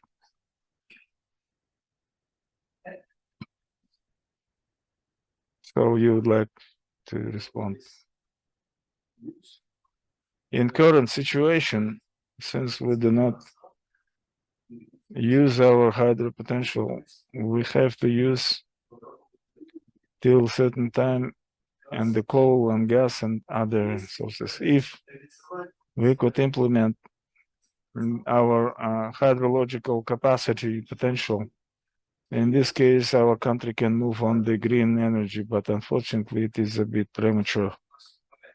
We have 10 minutes before lunch. I would like to mention on the transfer. In the concept that we're developing nowadays, there are certain provisions that it's going to be the gradual transfer of using the gas and which is also Thank you. Hello, distinguished representatives of OSCE. I would like to thank you for such meeting. And it was quite interesting presentations, and I'm a representative of the scientific environment. I'm a director of the Scientific Research Institute on Irrigation. So my activity is also related to the economy, water resources, land resources, and regarding the agriculture. So I have got a very small comment. When Mr. Saburbekov, you were showing your slides on Scopus, on Pop Science, you were referring to the magazines and then to their dynamics. And as of today, Kyrgyzstan and Central Asia as a whole, it should think it could be a food for its thought. Maybe during the next 30 years of our independence, we had experienced a lot of changes. We had experienced agrarian and land reforms, and it led to very big consequences, and it will be leading to other adverse factors too.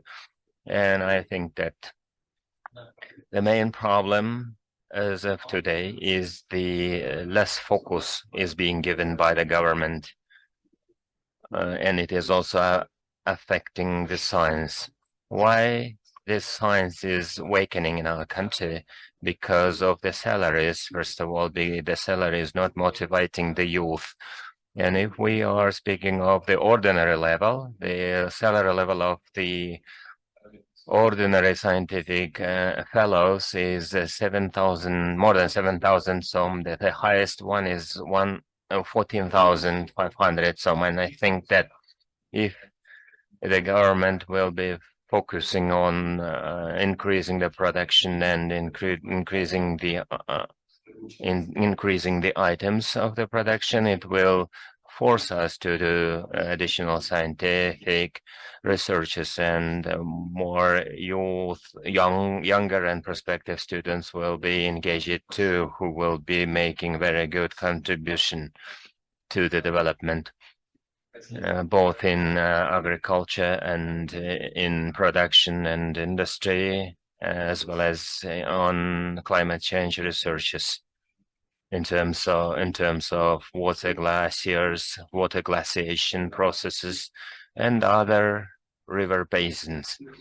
And I would like to call on all of our young specialists and scientists to be patriots of their own country, not only their own country, but to think so that each of us would be doing or sending a message to our population so that we will be taking care or very carefully treating our environment, natural resources, particularly water resources. And from the economic perspective, I would like to note that in Central Asian region, the lowest tariff for water is in Kyrgyzstan. The 4 cubic meters of the irrigation water, it will cost you 3 to 4 tiens if we take Kazakhstan.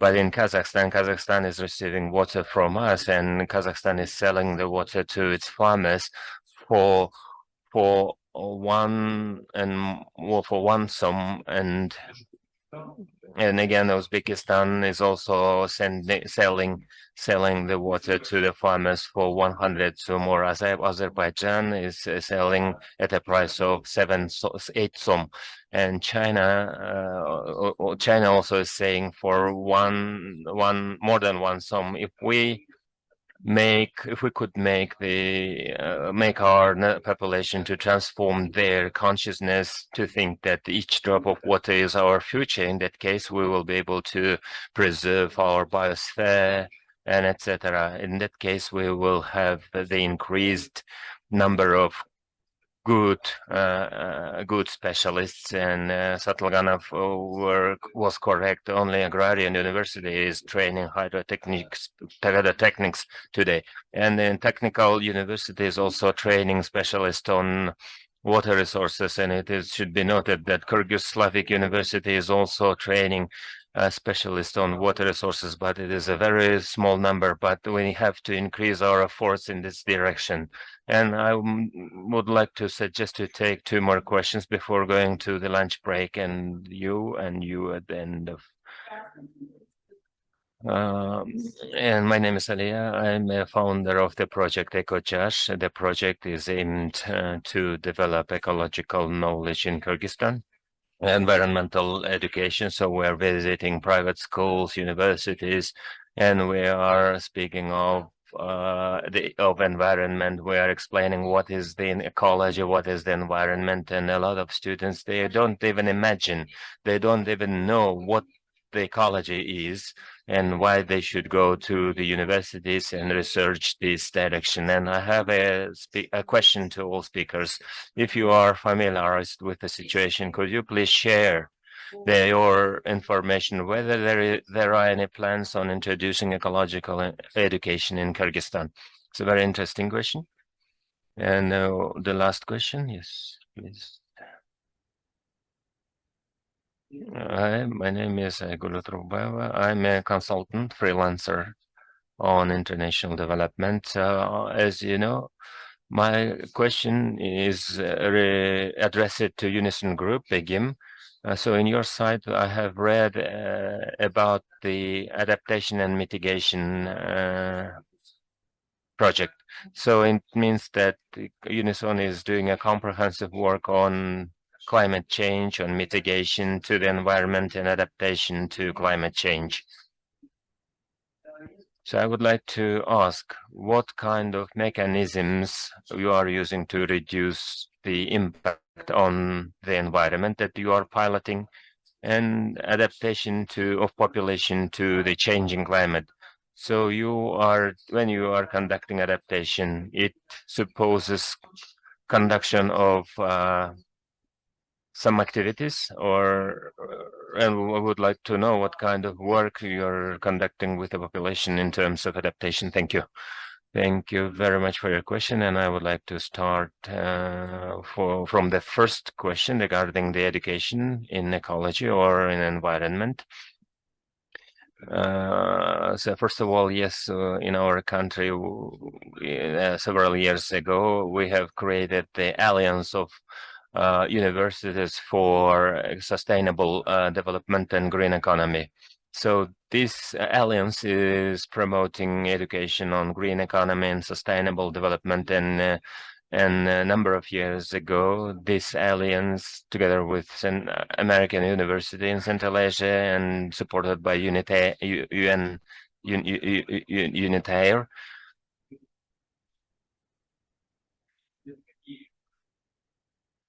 they discussed the curriculum in Kyrgyz Republic, and they are still discussing the curriculum in Kyrgyz Republic. So during the coffee break and after lunch, we will come back, and I think that there are a lot of topics to be discussed after lunch in your and begin my. Well, thank you for your questions, and I would like to answer your regarding the EcoJust project. And so in general, in our country, we have a lot of programs on building capacities of youth and children. And one of the national plan was the strategic priorities on teaching on climate change topics. It was 4 years ago. It was the adaptation of school subjects and integration in their integration with climate change. And Kyrgyz Academy of Education, they published a book on climate change and designed for children and teachers, how it should be taught. You can find this source in the internet. And the second is UNCC Lauren. It's a platform which is also together with the Climate Funding Center and with the Ministry of Education and other stakeholders, introduced a platform on teaching climate change. It's an online platform where anyone, regardless of age, may receive training online and get a certificate confirming that there is such education in this direction.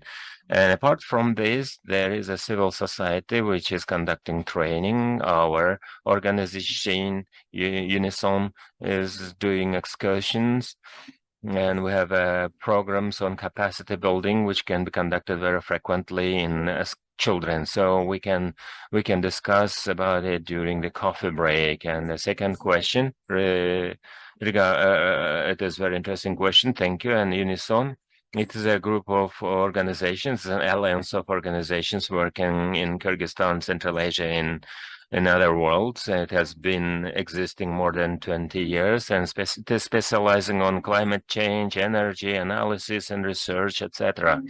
So the measures that we are taking for adaptation, we are taking them through projects. So one of the project is adaptation to climate change. It is related to migration. So together with IOM, we are implementing a project where we are building a capacity and raising awareness, and we are teaching how to insulate houses and how they can reduce the greenhouse gas emission. The first source of greenhouse gas is the coal.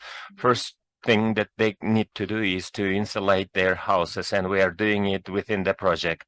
Second successful project is the KESE project. It is the program of funding green economy in Kyrgyzstan. So we are now doing the third phase. This is the credit project where people can get loans for insulating houses. It is also designed for commercial organizations, and up to 15% can be subsidized. And the result is quite impressive. Then for the period, there were a lot of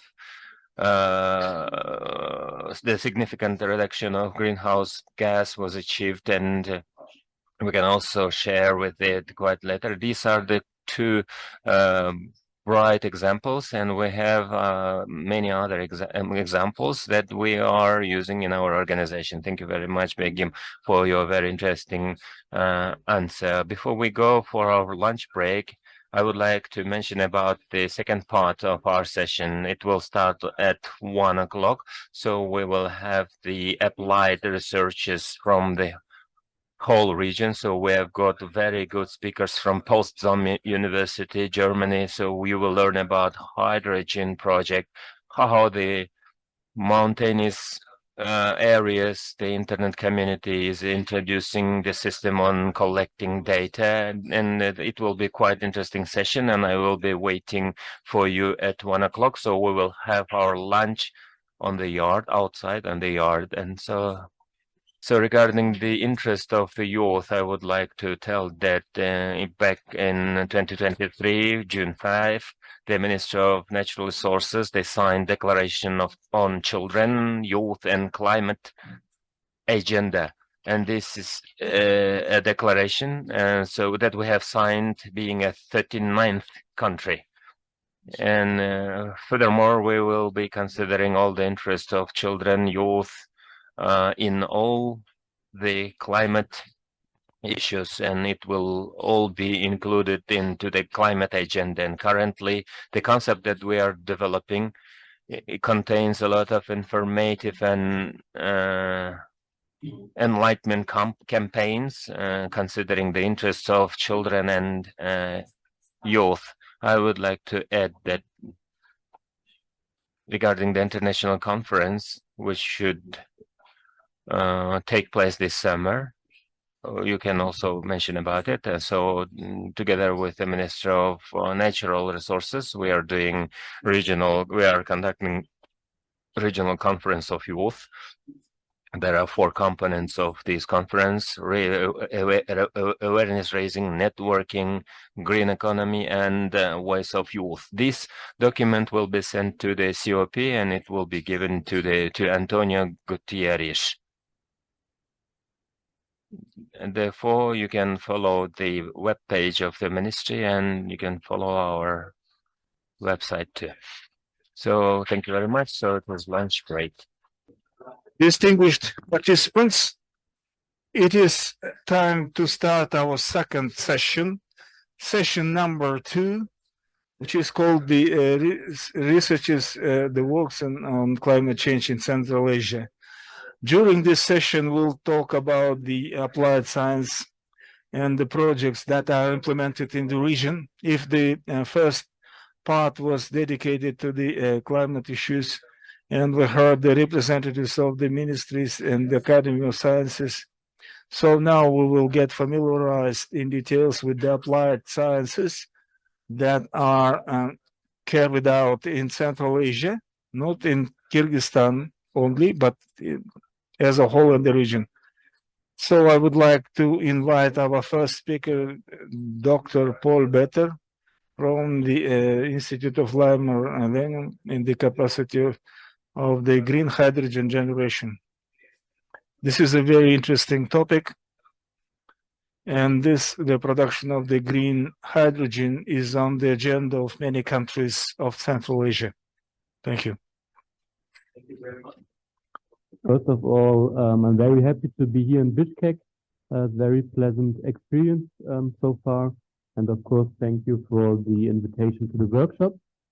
So my name is Paul Berthaud. I'm a senior researcher at the Readiness Institute, and my background is energy economics. I'm here today to talk about our activities in the region, and I'm the project manager of a project funded by the German Ministry for Education and Research, which is called Green Hydrica, which stands for Green Hydrogen Generation Potential Based on Renewable Energies in Central Asia. Before I go ahead, let me quickly introduce to you my research institute. So the Readiness Institute is a not-for-profit research institute based in Berlin. We have a staff of around 100 people, so mostly researchers, but as well a lot of researchers and as well visiting scholars from Central Asia, for example. The overall objective of our institute is to contribute with our scientific research to the energy transition towards 100% renewable energy. So this is the agenda. First of all, I will quickly talk about the energy transition in Germany, and then I will focus on the specific topic of renewable energy and green hydrogen here in Central Asia. So first of all, let me introduce to you the situation of Germany. So our goal is to become climate neutral by 2045. So this includes to decarbonize not only the power sector, but as well the other sectors. For example, heat, very important in Germany as well, and transport. At the moment, we already have a renewable energy share of more than 50%. And I think this is quite remarkable and showcases that the energy transition is possible. Of course, in the Kyrgyz case, 50% is not very impressive because here we have 90%, but keep in mind that this is 50% mainly with intermittent renewable sources like solar PV, wind, and others. But it's not everything is great. We have slower progress, especially in other sectors like transport, heating, and the industrial sector, and therefore we will need green hydrogen on the long term, because green hydrogen allows for, first of all, the decarbonization of the industrial sector, which is very energy intensive, but at the same time it can be used to store a renewable electricity when it's available, but we don't need it. So for example, at the north coast in Germany, a lot of wind is blowing, but it's in the night. We don't need a lot of power, but we can still harness this electricity and store it. So the figure here shows different scenarios for the future hydrogen demand of Germany. There are different studies with slightly different outputs, but the demand will be huge. And this brings me to the next slide. It's quite clear that we cannot generate all this green hydrogen because it has to be from renewables in Germany alone. Therefore, we have a national hydrogen strategy with 8 action areas, and one of them is the collaboration, the international collaboration for hydrogen market and economic partnerships. And this brings me to Central Asia finally. So I think we are all aware of the following facts. Overall, we have a great potential for renewables, but as well green hydrogen in the entire region because of the excellent renewable sources, not only hydropower like here in Kyrgyzstan, but of course we have regions like Mangistau in Kazakhstan and Karakai, Pakistan and Uzbekistan, where we have very good solar resources and wind at the same time. And one of the most important factors for green hydrogen is really the power cost, because the professor that sat here in the first panel, he already mentioned that we really need a lot of power for this process. So first of all, we need power to generate the hydrogen, including water, and then we need again power to reconvert the hydrogen into electricity. So overall, of course, we have losses. So this is why we need to have excess electricity, but at the same time, the power has to be cheap.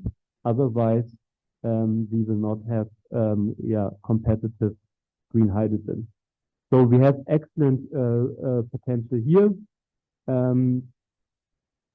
But of course, we have challenges as well. We talked about climate change, impacts on glaciers and other things. There is a growing demand in the region, of course. So first of all, before we talk about exporting power to Germany, it is important to cater the demand in Central Asia. And then, of course, we have depleting resources and the entire water scarcity topic, which is not only affecting the power sector, but very much as well the agricultural sector, of course. So with our project, we have collaborated with several academic institutions. So in Kyrgyzstan, for example, with AUCA. And the key objective was or is to establish a research network focusing on green hydrogen. The topics that we mainly applied were energy modeling. So this is our key competence at the institute. And then we had some other formats like research days. So we had some Kazakh researchers, for example, and some Uzbeks, and hopefully soon some Kyrgyz ones in our institute. and we conducted workshops in the region. So since I don't have too much time, I will just stay brief here, and I will quickly introduce to you a case study for Uzbekistan. But we have worked as well on a geospatial atlas for the water availability for green hydrogen production in Western Kazakhstan. And we still want to implement a case study for Kyrgyzstan. And I really hope that I get some input here today about what kind of topic to focus on. So very short comment about the methods. So at the Institute, we use energy modeling. So you can inform these computer models with input data, for example, about cost, but as well demand and some economic parameters. And then you can optimize the development pathway. So you can give some optimization criteria. For example, lowest cost or lowest emissions or like highest share of renewable use, whatever you like. So it's a very important method, especially to support decision makers. And what is very important for us, we use open source and open science models, meaning that everyone can basically use these models and download them from the internet. They are written in a programming language. You need some basic knowledge about programming, but basically it can be used by everyone, and that's really important for open science and like real knowledge sharing. So in this case, we used a modeling framework called Open Energy Modeling Framework. So let me introduce to you the specific case study for Uzbekistan. So in Uzbekistan, we have the case that the power supply is still heavily based on fossil fuels. That's basically similar to Kazakhstan, but in Kazakhstan, we have like mainly the coal power generation, and in Uzbekistan, we have mainly the gas power generation, right? And this already caused quite some problems. So 2 years ago, we had like the shortage of gas supply in Tashkent in winter when it was really cold, because there was a mismanagement of the gas resources. At the same time, the electricity demand in Uzbekistan, but in all the Central Asian republics, will dramatically increase in the future. There are certain projections. So for Uzbekistan, it will probably double by 2030. So this means, on the one hand, we know our domestic resources are not sufficient, and the demand will increase. So we need to have new capacity. And the question is, what kind of capacities do we need? How can we have like very low cost to foster the development, and where to install the power capacity?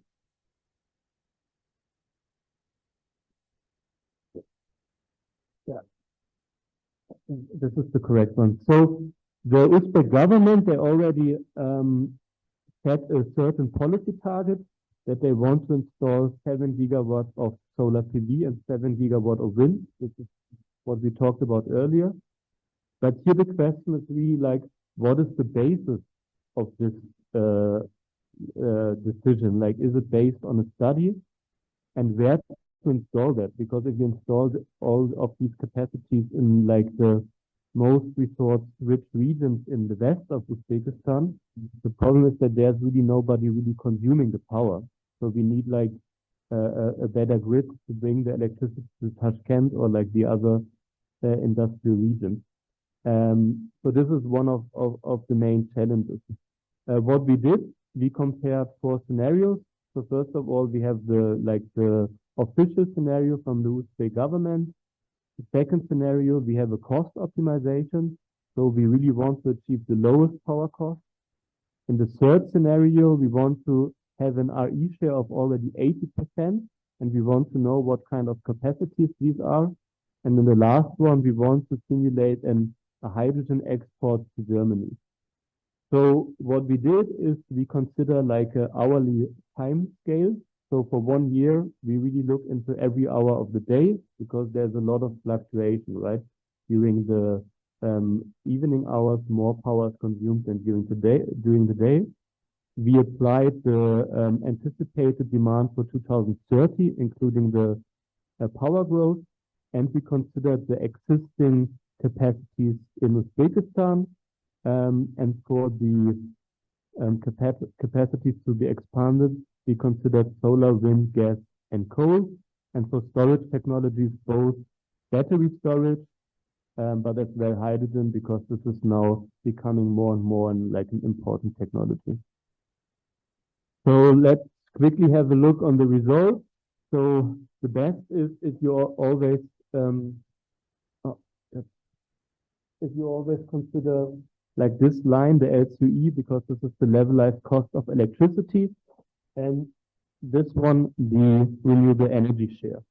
So first of all, in the Uzbek policy scenario, we have like power costs of 7 and 5 cents and an RE share of 20%. So already an increase of 10% compared to the status quo.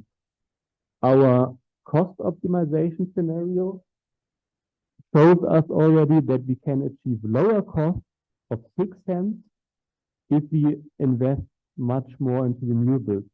So here we already have an RE share of 44%, and we will install much more renewable power than suggested by the government, but at the same time, we already achieve lower costs, right? So this is, I think that's an important policy message. Of course, we have to keep in mind that we need more investment, right? We need more capital, but on the like over the project lifetime or the lifetime of the generation assets, it will amortize. We looked into the 80% scenario. So 80% is already a really high RE share. We will avoid a lot of emissions. Keep in mind that this is the demand for 2030. And we see that this is only slightly more expensive than the current government target with an LCE of 759 US cents. So at least something to discuss about. And last but not least, we have the H2 export. So we consider the hydrogen export to Germany. What we can see here is that the power cost will slightly increase because we need huge capacities as well for the storage of hydrogen. Of course, this scenario underlies the fact that we need to have like a secure trade agreement that the generated hydrogen, which is not consumed in Uzbekistan alone, is like purchased by an international partner. Otherwise, Uzbekistan would produce a lot of the green hydrogen, but is not really needing it. But still, it showcases that like an export is possible. Of course, this is like an initial study for the realization of such a scenario. We need a lot of follow-up studies, like what is the effect of the water consumption and so on. Okay, let me quickly conclude for the Green HYRICA project. So first of all, we showcase that renewable energy can lead to lower costs, lower emissions, and at the same time, higher independence from fossil resources and higher independence of the entire region. And excess electricity in scenarios with a high share of renewable energy can be used for hydrogen production for the export. And the costs that we found out for hydrogen are in an attractive range for an export. In the future, we have to research more about combining the Central Asian energy systems, because this might lead to overall lower costs if the republics collaborate more on this sector. We need to consider sector coupling, and of course, we need to improve and update our input data. So I'm almost finished, only like 2 more slides. So this one is about like the future collaboration. So we have just applied for a new project together with OSCE Academy, which is called Transformative Energy Studies in Central Asia.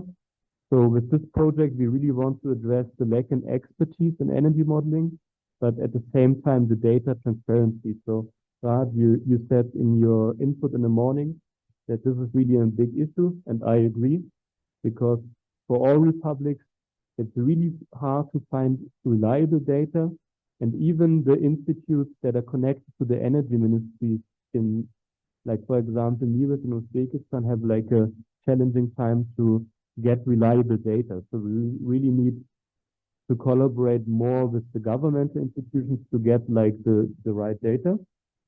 And we want to do this with a 2-year project where we focus on open science and open source energy modeling, basically PIPESA. I don't know if you heard of it, but I can inform you more about this tool. And we want to realize this by inviting research fellows to our institute in Germany for a period of 3 to 6 months. And then we want to conduct summer schools here in Bishkek and in Almaty, have some collaborative projects. And the long-term goal is that academia here in the region really supports the government and the decision makers with science-based decision tools, but as well studies. So where to install renewables, how much, and what are the necessary improvements of the grid. All right. And last but not least, just one remark. In Germany, we involve very much the ordinary citizen as well in the energy transition. So for example, we have developed a tool which is online and everybody can use it, where you can basically create your own energy system. And I think such tools are important here in the region as well, that, for example, interested communities can apply these tools to make their own energy transition plans. All right, thanks a lot. Sorry for like not keeping the time. And yeah, I'm looking forward to your questions later. Thank you. Thank you. Thank you very much, Paul. Very interesting. So it's very interesting to see the role of hydrogen and especially to see the role of моделирование энергетики. And modeling and energy modeling. A lot of interesting things. So we'll be moving on. So the next presentation will be from Kazakhstan. And for this, I would like to give the floor to the director, PhD Suat Baylur, and the deputy director, Zhengizkhan Zanaltai, Eurasian Scientific Research Institute, with the topic Renewable Energy of Kazakhstan, Progress and Future Potential. The floor is yours. Thank you for introduction.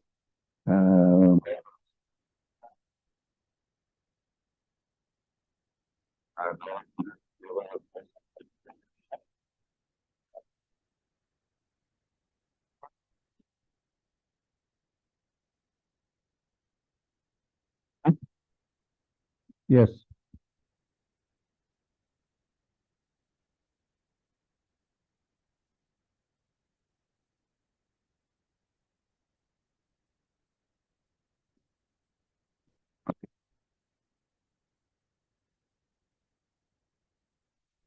For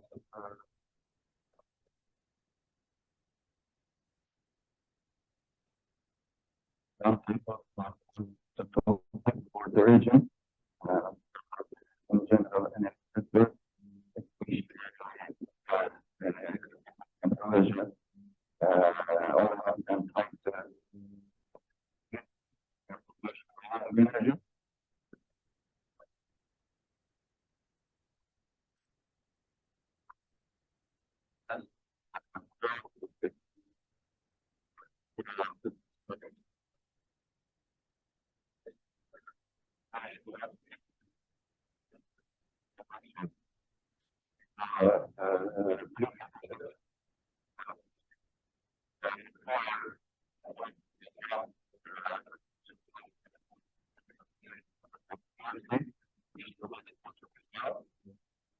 region in Kazakhstan, beyond over to Dalmacy, working with issues of the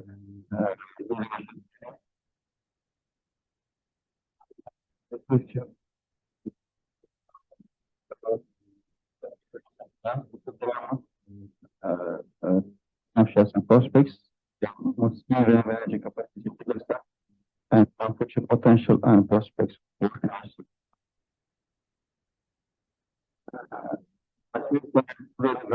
So reduction.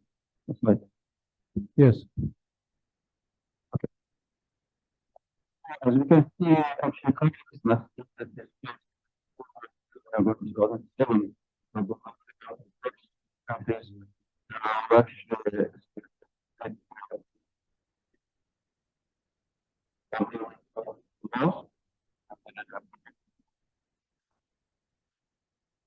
and neighboring regions also, which one energy saving, energy efficient platform.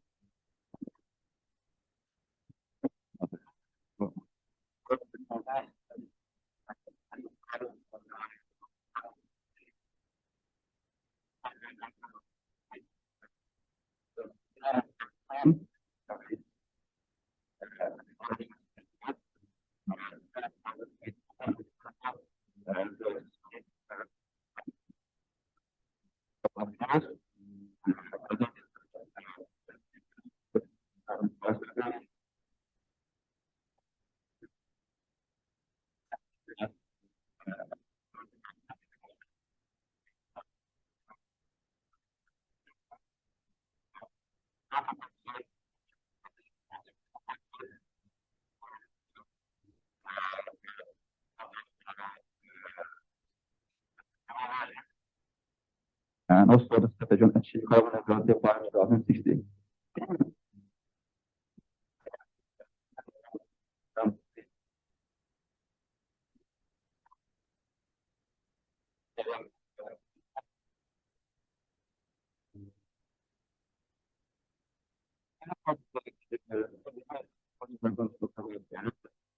The group lines in Kazakhstan.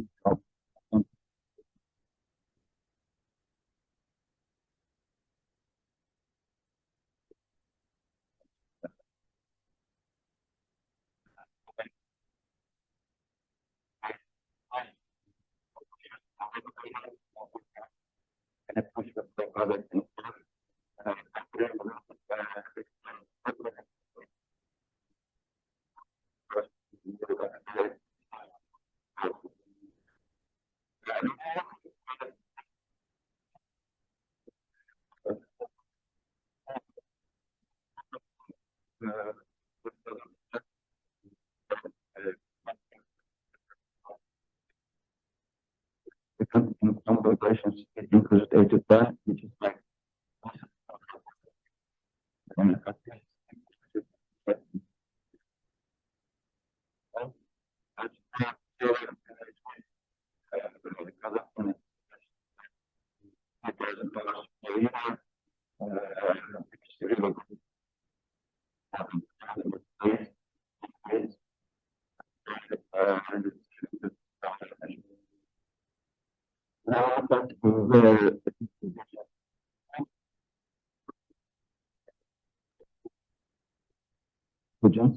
especially the Xinjiang and to a certain extent,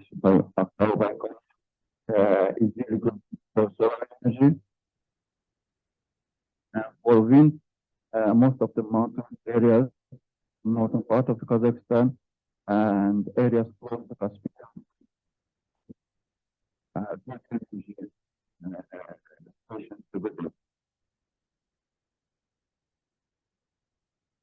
Look at development in Kazakhstan, we measure them with the number of facilities and their capacity is as well.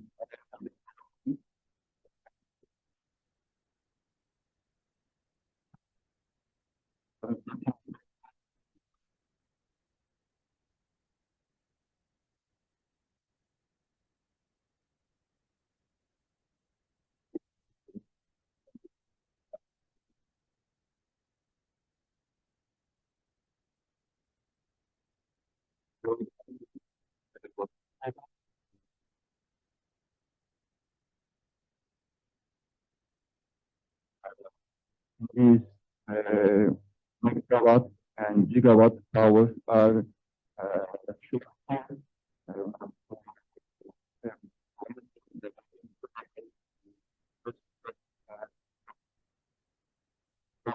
power.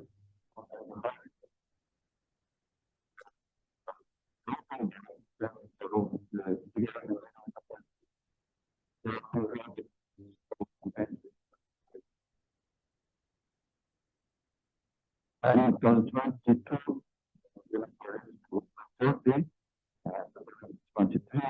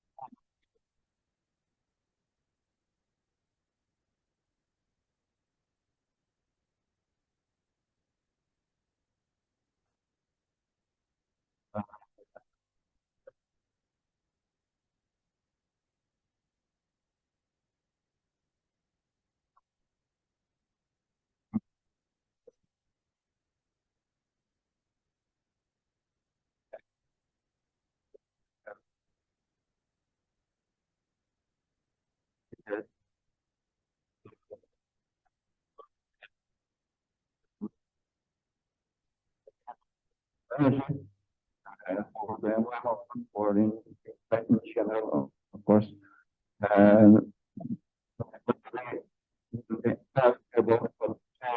Actually, in detail, 46% of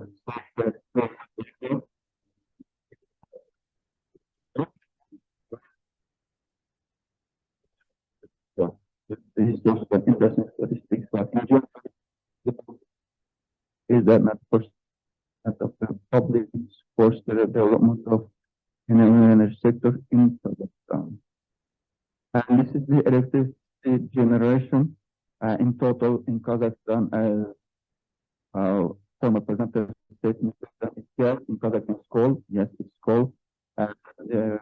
According to the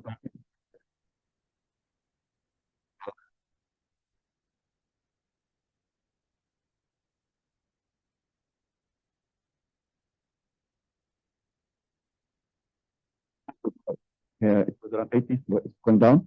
And Hydro gas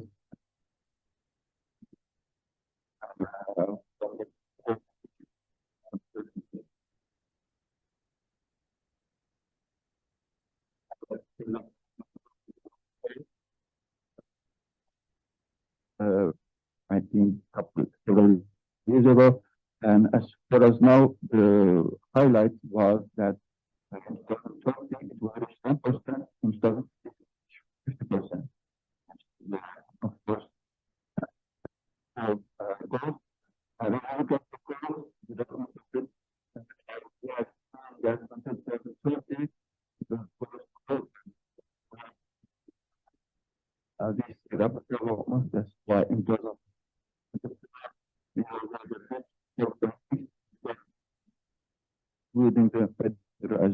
fibers 22%. Therefore, the growth was 2025. It was in this speed and it will accelerate even further. We believe that 2020 goal is also reasonable, but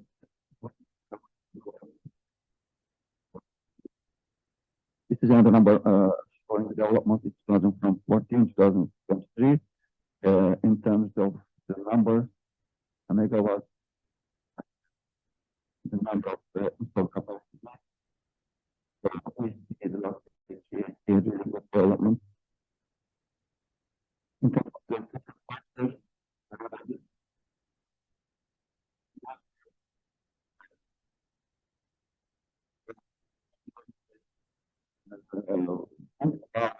solar power will take the lead.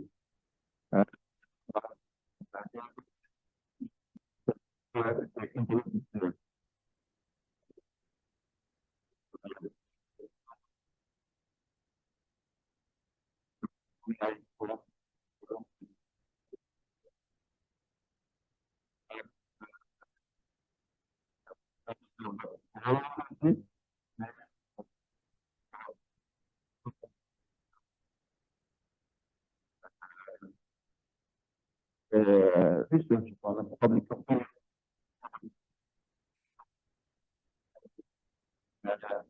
This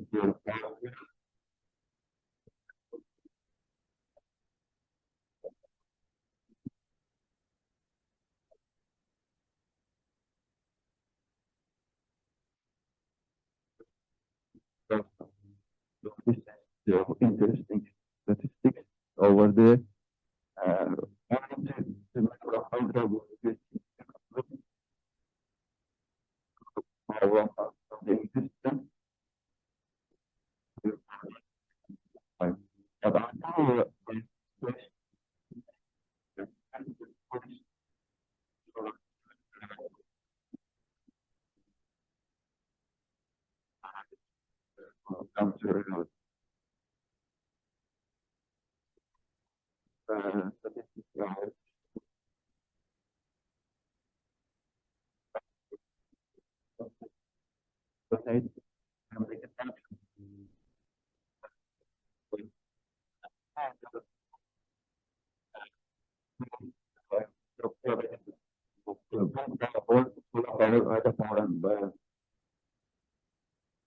But after statistics as you can see, the latest thing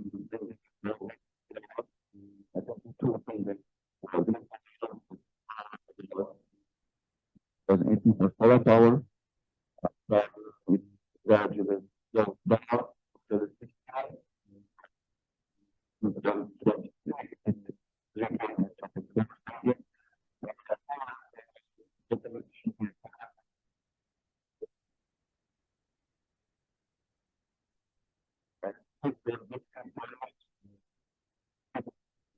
Tariffs, which is called government provides a guaranteed price in Kenya for investors to come the investment. And this price but the operation of I just change this.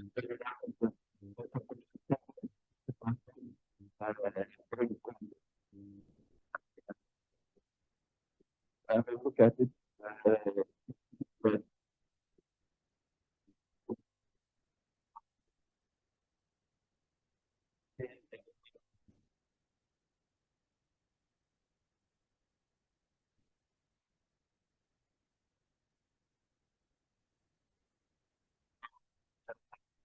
that's the government.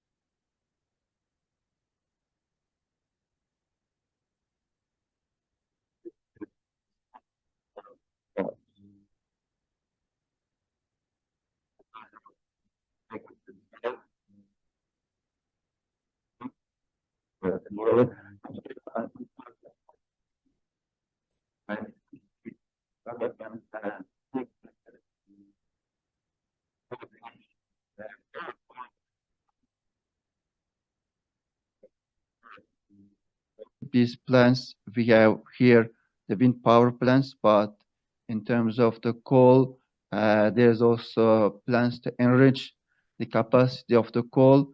We will see how it will react, how it will affect in terms of total share of coal in total electricity production. In terms of wind power, mostly, as we can see, government funding most focused on wind farms with government guaranteed. International organizations like EBRD coming and establishing wind farms in Fort Shevchenko, as I said, near the Caspian Sea. And in other plants, we see in Chetusu, we see in Jambal, and other places, we see there's international joint cooperation comes and wants to establish their wind plants, but most of them usually goes with the at certain stage government support. Government gives certain guarantees, certain privileges for international companies to come and operate. In terms of solar, it goes more on much smaller scale. Micro companies, households, mostly, especially in rural areas, rely on solar power because there might be some problems with the electricity grid over there in terms of sending the electricity to there due to losses. So in terms of development in Kazakhstan, in my conclusion, I could say that mostly goes with the government support programs. Solar mostly goes with the open market.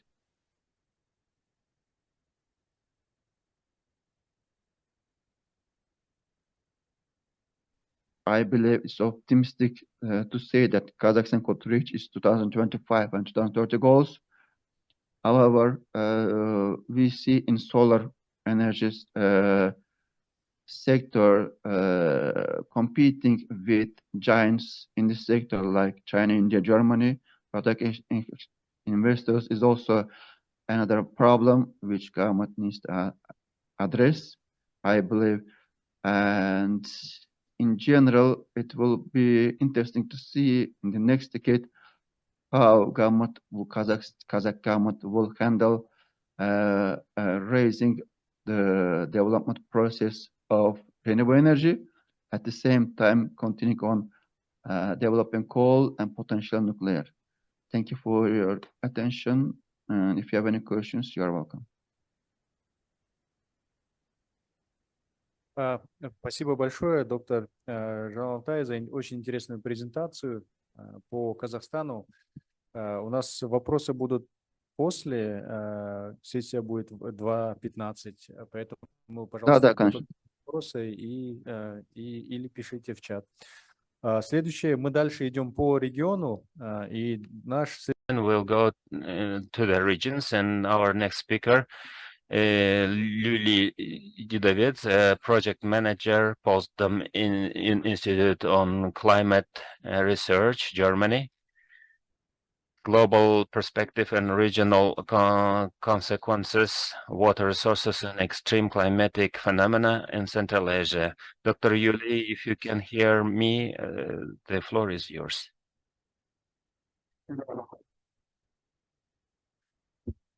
Yes. Do you hear me well? Yes. Okay, great. Yeah, so thank you for this opportunity to be part of the roundtable. And as already mentioned, my name is Yuli Didovets. I work at Potsdam Institute for Climate Impact Research. It's based in Germany, in Potsdam.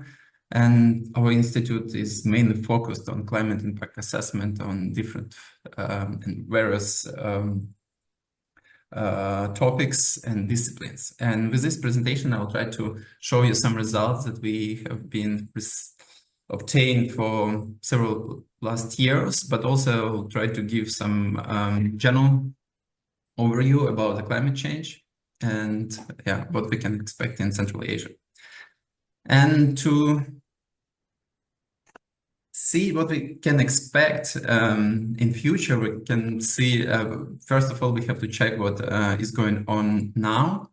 And I really like this slide. Maybe you know about this initiative of Show Your Stripes.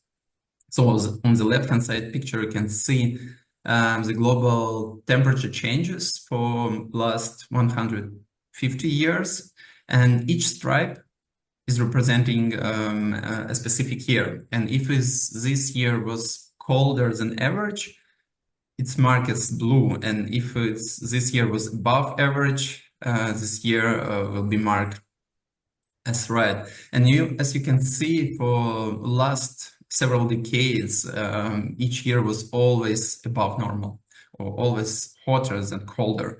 And Central Asian region is not an exception. And you can see on the left-hand side that we have the same pattern for Kazakhstan, Uzbekistan, Tajikistan, Kyrgyzstan, not an exception, and also Turkmenistan.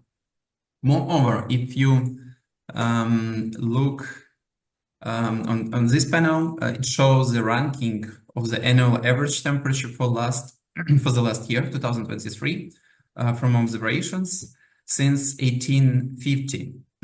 And also it's ranked the most hottest, warmest years and the coldest year. And you can see, for example, this region of Central Asia was also the hottest for all records. And also most important is also you can see that we don't have any region marked as coldest or near coldest across the globe.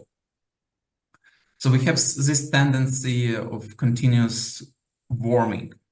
Even though if we look on water resources, here's an example of work that have been done for several years by World Meteorological Organization. And I am also part of this initiative. And the idea is to see each year how water resources in specific river was like. So basically we try to understand it was more water or less water this year in a specific river. And yeah, we have here like 5 main categories, like normal and 2 above and 2 below normal. And again, in 2023, this river basins like Amudarya and Sirdarya in Central Asia, they were below normal. And it was the same in 2022. And actually it was the same even in 2021. And so usually when we speak about water resources in Central Asia, we know that they're quite important. And the idea is that water resources in Central Asia not equally distributed. And just to explain or just to show how it's different, here like in hydrology, we have some indicators. And I think one of these, the most pronounceable indicators is renewable internal freshwater resources per capita by country. So basically it's how much water accumulates within the country, but not comes from neighboring countries. And you can see that the biggest values are in Tajikistan and Kyrgyzstan. And then we have, and usually we consider them like upstream countries. And Turkmenistan and Uzbekistan downstream countries, and you can see that the numbers are quite low. It's from 200 to 400 cubic meters per capita. But most important to see how much water is withdrawal. So for that we calculate, for example, this rate between how much water is accumulated within the country and how much water was withdrawal. So how much water was taken from renewable sources. And you can see that this proportion is really unequal. For example, for Tajikistan and Kyrgyzstan, it's only 16 to 17% that they use compared to what they have. But in Turkmenistan and Uzbekistan, it's much, much more. So potentially we can see that in Turkmenistan, they use 18 times more water than they actually can accumulate within the country. So the most of the water basically comes from the upstream country, and they really relate on these upstream countries. Yeah, and also you know that the importance of water in Central Asia is quite high, but different countries uses this water for different purposes. And for example, this upstream countries, they use water for mainly for hydropower, and it's well known. But also downstream countries, they use mainly for agriculture. And the idea is that this water, for example, all irrigated, from all agricultural lands that we have in Turkmenistan and Uzbekistan, 90% of that is irrigated land. So they need a lot of water for that. But at the same time, the efficiency of irrigation system is quite low, so like 50% on average. So it means that like half of the whole water that they use, they just they lose it. They lose it. And then you have this question that like we have this region which is really rely on water sources. And if we look in the future, and we just can ask ourselves what we can expect in the future, especially when we know that in all Central Asian countries, population will grow for next decades, and there is no any country in Central Asia that the population will drop down. And you can see here this report from UN, and of course the highest increase in Afghanistan, which is not really Central Asia, but all other Central Asian countries are growing too. So actually, we have this situation when we have this a lot of demand for water sources, and this demand and water sources is quite limited. And the question would be what we can expect in the future, and what our understanding and how much research have been done in this area. And to answer this question, I really like this paper that was published in 2022 by Vakulchuk and other colleagues. So basically, they try to analyze how climate change issue have been studied for last decades in Central Asia, and they analyzed more than 13,000 papers, scientific papers, and only 0.24% were related to climate change topic. So it means that climate change were neglected for decades in Central Asia. So in our institute and projects that we have in Central Asia, we're trying to work on it, to see what we can expect, what kind of climate we can would be in the future, and what we can expect in the future. And for that, for example, we have analyzed a bunch of models specifically with Central Asia, and you can see that each line represents different climate scenario. And we analyzed semi-5 scenarios, like old generation scenarios and new generation scenarios, and you can see that the big amount of these models have been used for that. And all models, they show, and all scenarios, they show that global air temperature will increase in Central Asia. And you can see here different scenarios, but also what is important for all climate deniers, it's for last 40 years, you can see this black line is basically observations, and they show that now we're on the track of high-end scenario. So it's not just something that we are trying to invent. So actually that's what is happening now. Moreover, if you look in the future periods, like on future scenarios, you can see that across the whole Central Asian region, we have a steady increase in temperature from the beginning of the century, 21st century, to the end, and it will grow up to 6 degrees, and the highest increase will be in the north part of Central Asia, northern Kazakhstan. But at the same time, you can see that precipitation, so like amount of water that comes from the atmosphere, will also increase, especially in the northern part of our domain, and also in the mountains area. And it's quite so the answer, like what we can expect for water sources is quite complex because we have both an increase in temperature and precipitation. But if we would look, for example, some climate variables like this one, so it's number of days with extreme temperature per year. And in this moment, we have like around 57 days with temperature above 30 degrees. And in different countries, of course, it varies from Kyrgyzstan, like 5 days to Turkmenistan, 120 days. But by the end of the century, we can see these numbers will be doubled.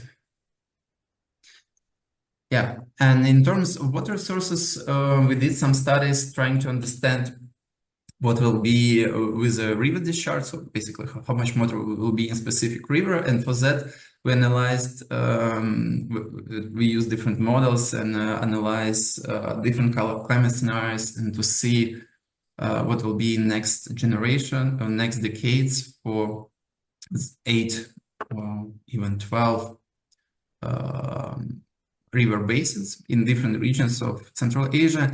And most of important that we can expect that interannual changes will be really huge. So almost in all Central Asian river basins, we will see changes in seasonality. So because of higher temperature and early snow melt, we will have this shift in spring floods in plenty river basins like Bukhtarma, which is eastern part of Kazakhstan, or Kafernigan. It's one of the tributaries of Amudarya.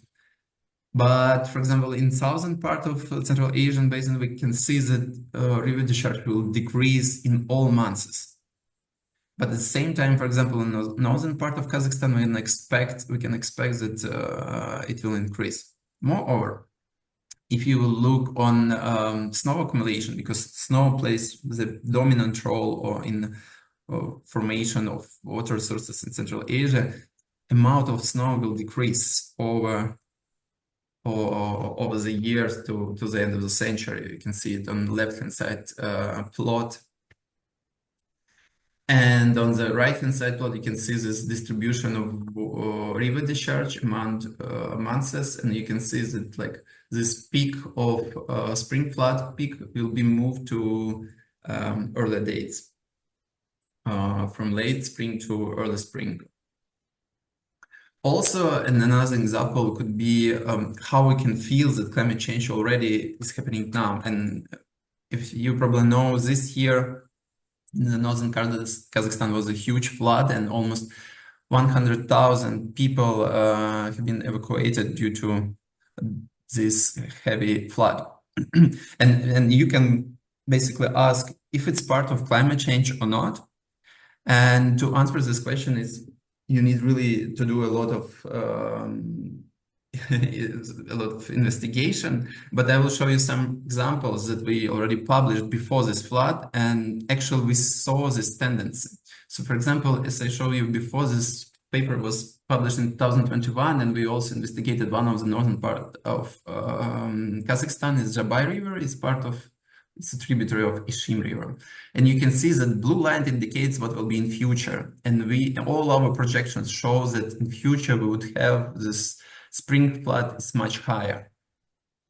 And actually what is happening now, so it's mainly because of higher temperature, the combination of higher temperature and snow accumulation, the spring flood is stronger and it's earlier. Moreover, we try to understand it. We did another study that had been published in the beginning of this year. So we work on attribution. So we try to understand how climate change already affected the river discharge or water sources.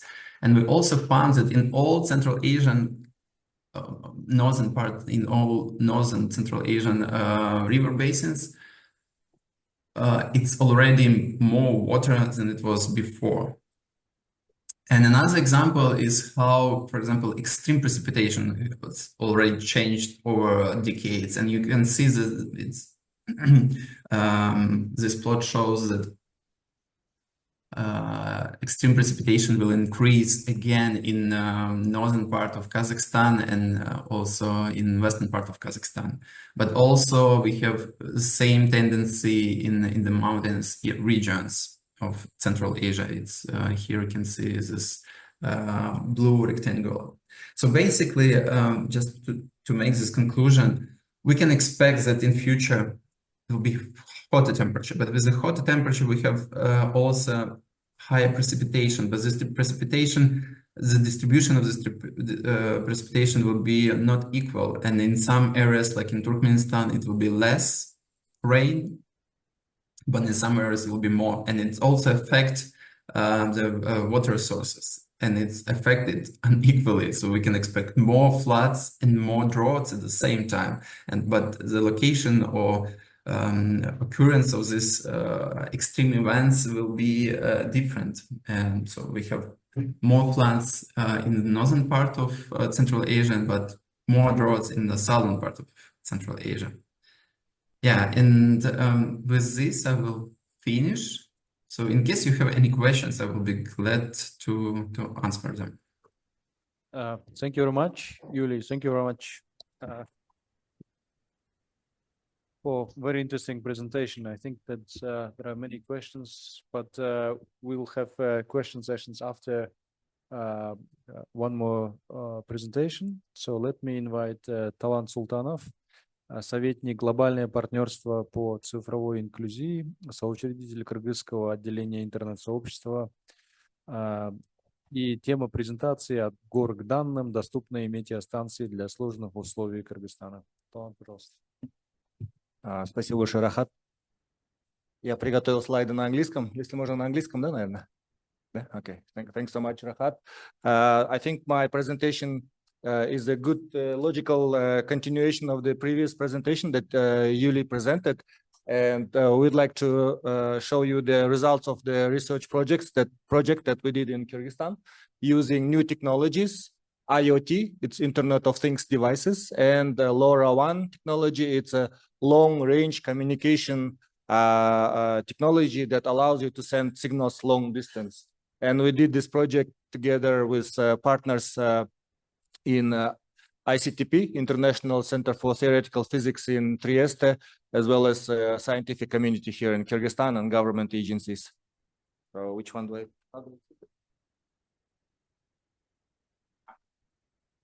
always get confused. So,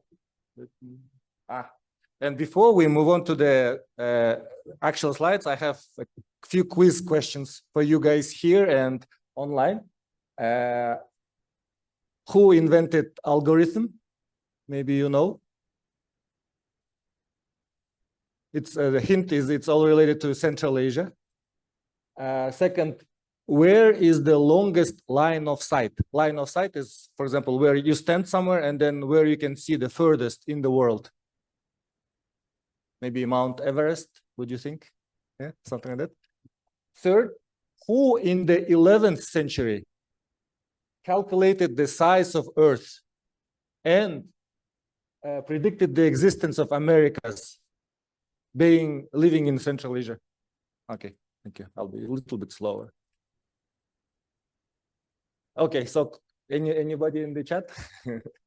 Let's go to the answers. Maybe. I don't know where to point. Okay, maybe you can help me. Please. Can you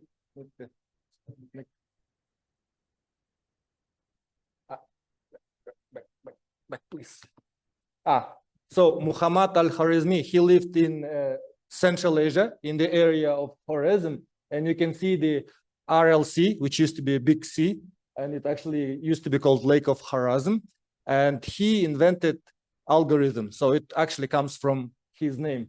And I'm very, impressed by our predecessors in Central Asia that they knew that the RLC is not a sea, but actually a lake. Next slide.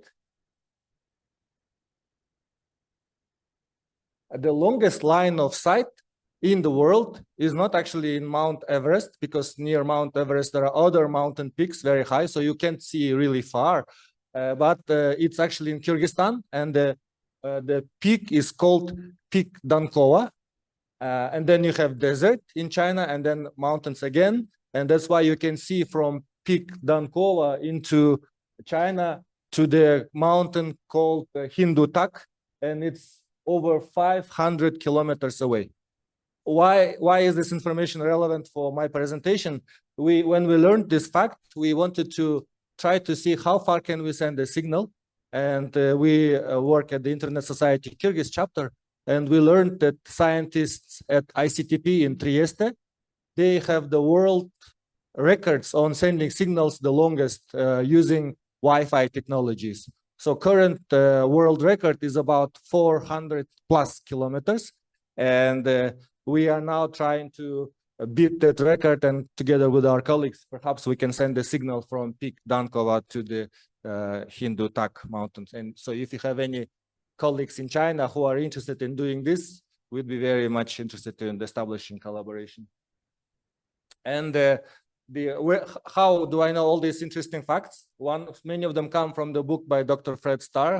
It's called The Lost Enlightenment. It has been translated to many Central Asian languages. And one fact in the book, he was actually here a few weeks ago, and we talked about Al-Biruni, who lived over 1,000 years ago.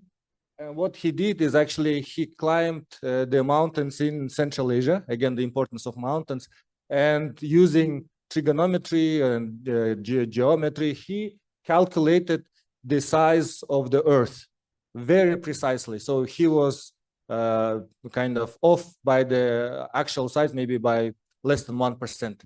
And he thought that if the Earth is this big and we are here in Eurasia, there must be a continent on the other side of the planet. And that's how predicted that there are Americas on the other side of the planet 1,000 years ago. So I'd like to talk about challenges in Central Asia. Next slide, please. And this is actually similar to what Yuli mentioned earlier. So from one aspect why Central Asia is important is we are often called the third pole. So the world's largest or third largest reserves of fresh water are in around Central Asia, so North Pole and South Pole. And so the water that comes from the mountains of this region provide water for at least 1/3 or 1/4 of the global population. So the importance of if all these glaciers start melting and disappearing, it's going to have huge impact on the planet. Next slide. Yuli showed a similar slide. This is a NASA information. They were measuring how the temperature has been changing around the globe and over the past 70 years. And you can see that the darkest spot is actually in Central Asia. So what that means is that we are experiencing the impact of climate change the biggest, hardest. From the other hand, in terms of emission, in absolute terms and in per capita terms, Central Asia is contributing the least, but experiencing the impact the most. Next slide. And what all of that is leading to is that to increase of natural disasters. And we saw in the previous presentation the floods in Kazakhstan. We are experiencing many floods in Kyrgyzstan, even at the moment. And the Ministry of Emergency Situations reported that just this year, the number of natural disasters, floods, and all those increased by 6 times compared just to the previous year. And the number is just keeps increasing. And this is just a video that you can probably later on see on YouTube. Hikers were hiking around Kyrgyzstan, and the glacier that never collapsed. It never happened that the glacier would just collapse like that. In their eyes started falling, and they survived, but it was just extreme situation. Next slide. And since I work in the internet field, and maybe you are surprised how we came to climate, and it will be more evident through the slides. But I wanted to highlight that to be able to monitor climate, we can use the internet and new technologies. However, our region is very complex to have internet connectivity. From one hand, we're very diverse countries, landlocked or flat like Kazakhstan, or deserts like Turkmenistan. We have very mountainous countries like Kyrgyzstan, Tajikistan. Then some of our countries in the region are even double landlocked. So it's another trivia question that there are only 2 countries in the world which are double landlocked, and one of them is Uzbekistan. Harsh climate. So, for example, if you want to put internet cables, or if you want to put mobile towers, you can only do it during the summer, during 3-4 months. So all of this makes internet connectivity really difficult and costly. But surprisingly, the cost of internet and the quality is not as bad as you would think. And moreover, since we are all at OSCE Academy, we probably know about it, this region is also sanctions locked. So we cannot get internet, let's say, from the Indian Ocean, Afghanistan, Iran, other countries. So it's making it even more difficult. And also brain drained is one more, I guess, difficulty that adds to the situation here in Central Asia. So to be able to see what's happening with the climate, we decided to try new technology, and it's called, it's actually 2 technologies. One is IoT. IoT is Internet of Things, so devices that are smart, that work through the internet connectivity. And second is LoRaWAN. It means Long Range Wide Area Network. These devices that collect data can send information to hundreds of kilometers, theoretically. And so currently in Kyrgyzstan, there are 80 weather stations. What that means, Rahat and I are cyclists. For example, we need to know if it's going to rain or not. And yesterday I was cycling, the telephone said that there will be no rain, but actually it rained, so I got all wet. But it's not only for the cyclists, the farmers, travelers. They need to know what's going to be the temperature or the weather. And because we have not as many weather stations, the accuracy can be not as good, especially if you live in remote parts of the country. These are heavy, if you can come back, if these are heavy things, so you can only put them nearby. So actually, if you go to Alarcha, there is a weather station. Can you go back one slide, please? Yeah. These stationary weather stations, they need electricity, they need internet, and they can do, and you need people actually to be there. They come every 6 hours, write down the information from the sensors and send it to the server. What we are trying is IoT devices, which are very inexpensive, maybe $100 or less. They are very light. They don't need electricity. The batteries can last for years, and they can send information to very long distances. Plus, they don't need anybody to be there at the place, and they can send data not every 6 hours, but every minute or every 5 seconds. So for situations with natural disasters, this can be really, really useful, that you will know in real time that something is happening. And you can actually measure not just standard kind of temperature, the wind speed, but in addition, other things, like, for example, you can put them underground and they will measure the soil moisture or the temperature of the soil, and you can put them in the water. These devices, they can measure how polluted is the water. So you can get wide range of information in real time at very low cost. So it sounds like a magic silver bullet or magic green bullet, but of course, weather agencies are not, let's say, yet, or they are, let's say, they want us to prove that this technology actually works, and that's what we try to do with this research. Right, next slide. So we installed these kind of technologies in several locations in Kyrgyzstan.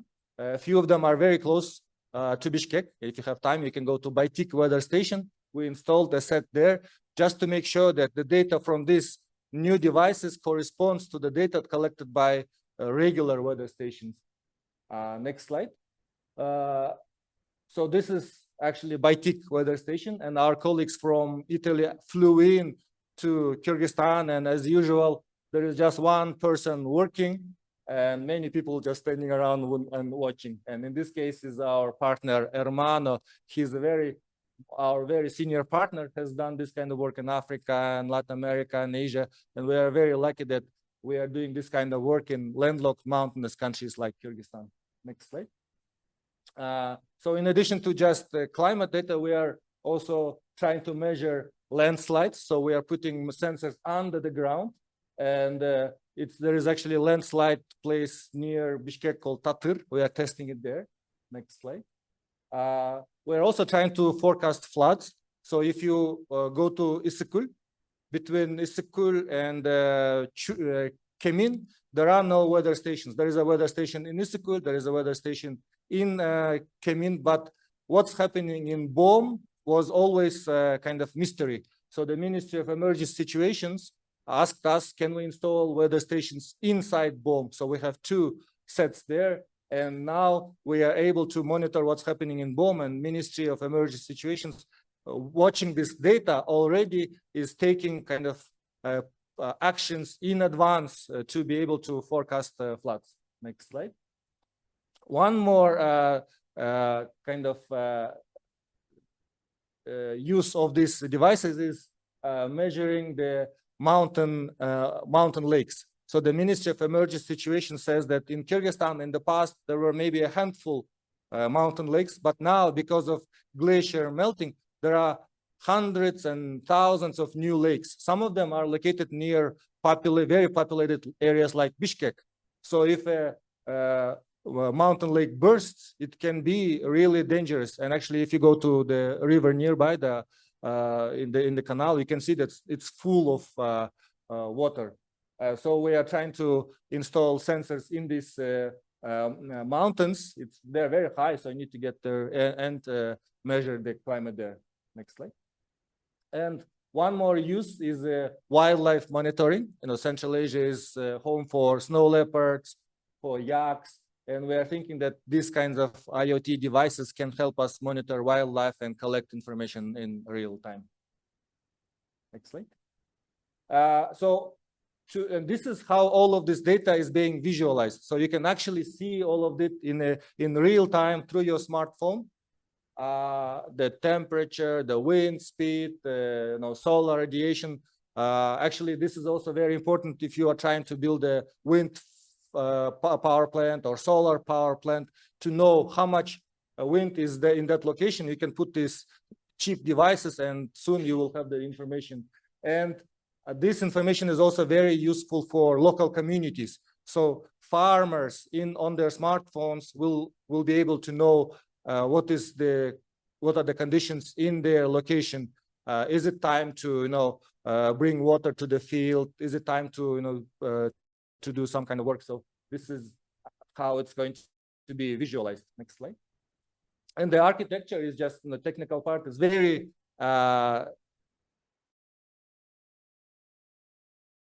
simple. The different organizations, and they are certified by World Meteorological Organization. Some kind of the information collected by these devices can be used by meteorological organizations, and the information will be sent in real time to servers, to the Ministry of Climate, the Ministry of Emergency Situations, and Paul was mentioning the importance of open source data, and this project is actually open source project. Anybody, scientists can use it, government agencies can use it, private sector can use it, and we hope that by that this becomes like a digital public good. And one more thing that we are testing is security. Can hackers, for example, break the system and make the data go crazy? So that's one more aspect of the project that we are doing. Next slide. And so this project is an effort of different organizations and stakeholders, scientific community, government agencies, donors, and one of our partners flew from Italy. They did training workshops, and we were very happy that actually scientific community is very gender balanced, or even sometimes is gender imbalanced in favor of women. And I see in the room too that we have many women scientists, and we actually want to have more, gender inclusion. And my new hat is called, I'm part of the digital, Global Digital Inclusion Partnership, and it's doing a project on women in digital economy. Soon there will be, calls for proposals for funding. So I encourage you to all participate in this call as well. And so this is my last slide. One more quiz question. Is anybody a Star Wars fan here? Did you watch Star Wars? Do you know a character called Obi-Wan? He's a Jedi that, you know, flies around the universe and fights off the bad guys. So it's Obi-Wan. And then we have technology LoRaWAN. You learned about it. And we were seeing like these technologies are not, or these two things are actually not unrelated. Both of them can send signals to long distances, and both of them are trying to save, in our case, these devices hopefully will help us save the Earth, and Obi-Wan is saving the universe. And our paper has just been published. There is a preprint, so it's going through the peer review, but already can be accessed, and you can look into it in more detail. And next slide. So this is the conclusion, and thanks so much for your attention. Thank you, Talant, for very interesting presentation. I think there will be questions, I guess. And I would like to invite all the panelists to the table. And then мы, наверное, начнем принимать вопросы. У нас accepting questions. Those who are not fill the questionnaires, so then we can go and see the results. Are there any questions from the audience?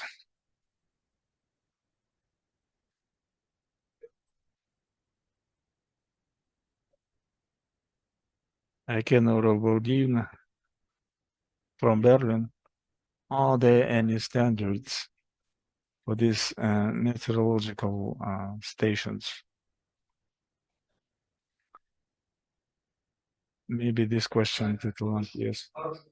This is a very good question. When we start this project, it will be very easy. Take these sensors and put it everywhere. But it doesn't work this way. When we start talking with the meteorological agency, they said that there are certain standards. Sensors could be established in very limited spaces, not very close to the settlements. That they can, it should not influence on the sensors and be a bit far from the settlements. They should be in certain height. And so in this case, this data could be compatible with the data accumulated by the existing meteor stations. Like if we can put everywhere in this case, and it would not be really reliable that we can use.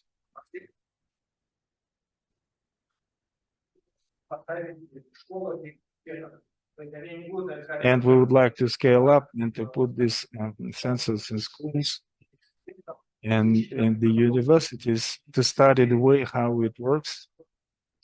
I think it's going to be very useful as well. And Ekena wants to clarify. I would like to link her to the chat. Ekena, we are listening to you.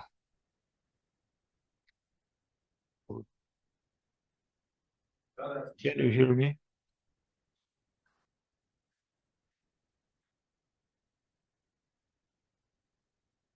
I've been working in one of the projects.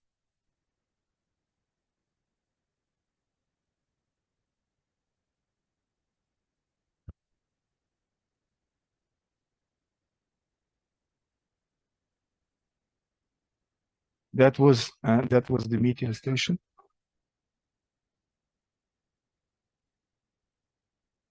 These data that they are accumulating,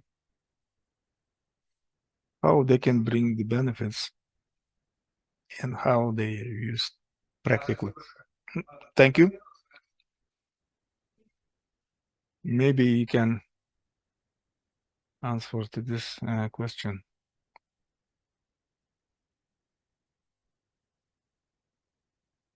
So please, thank you. Thank you very much. I thought you finished your question, but first of all, I would like to say that these meteor sensors that we're using, they are produced with different producers and different companies in Europe, so they have a lot of uncompatible. So inside of them, there is a chip that can work in the system of LoRaWAN and transmit data for long distances. WMO certified, that means the World Meteorological Organization has certified that this data accumulated by this and are in accordance with the standards. Of course, we need to test it on the way how they are working in terms of Kyrgyzstan. If we notice that some of them, they will not all of them could be applied in the Kyrgyzstan to justify a volume of water resources in the, but the data was really crazy. We couldn't understand to use Chinese, European census. Both types are not working. The thing is that the producers calibrated in the big rivers of Yanzi and Huanghe, like Dunai, and they didn't adapt it to the mountains rivers of Kyrgyzstan. They could be small. Tomorrow they can be big. Tomorrow. So these sensors are going through the approbation. Of course, they will not replace the existing meteor sensors stations, but they can provide some additional information. But if we have, for example, 80 throughout the Kyrgyzstan and 1,000 in different places, they can help to have the full picture.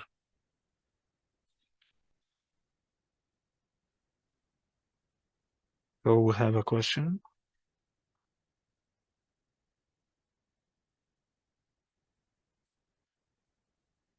Thank you very much for your presentation. A question regarding this EO meteo station.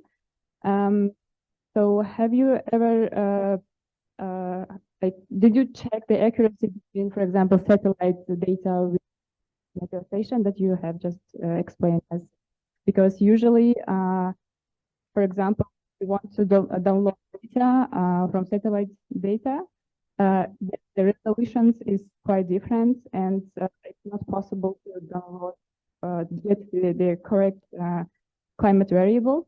And is it possible to did you check the accuracy between the satellite data as well as the what is the resolution of this meteo station, for example, in terms of temperature, rainfall, so on?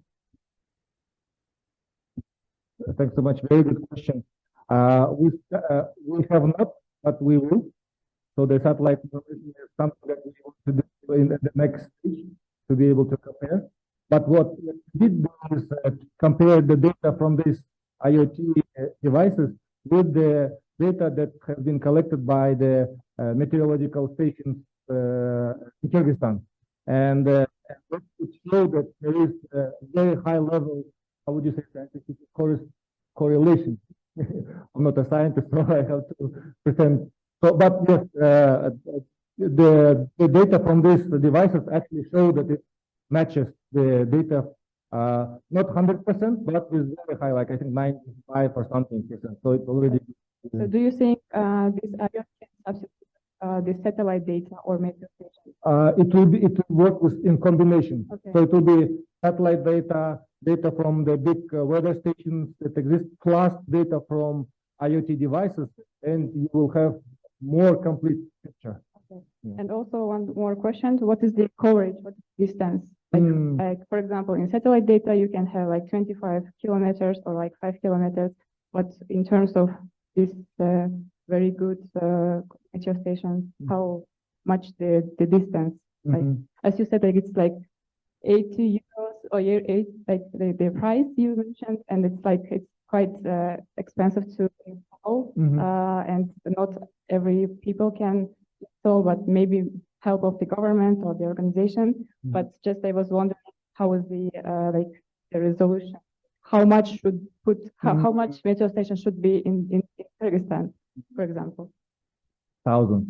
Okay. But why I say thousands? Actually, these devices work through a device called Gateway. which it like collects information from these sensors. And because these sensors are so inexpensive, you can put them anywhere you want.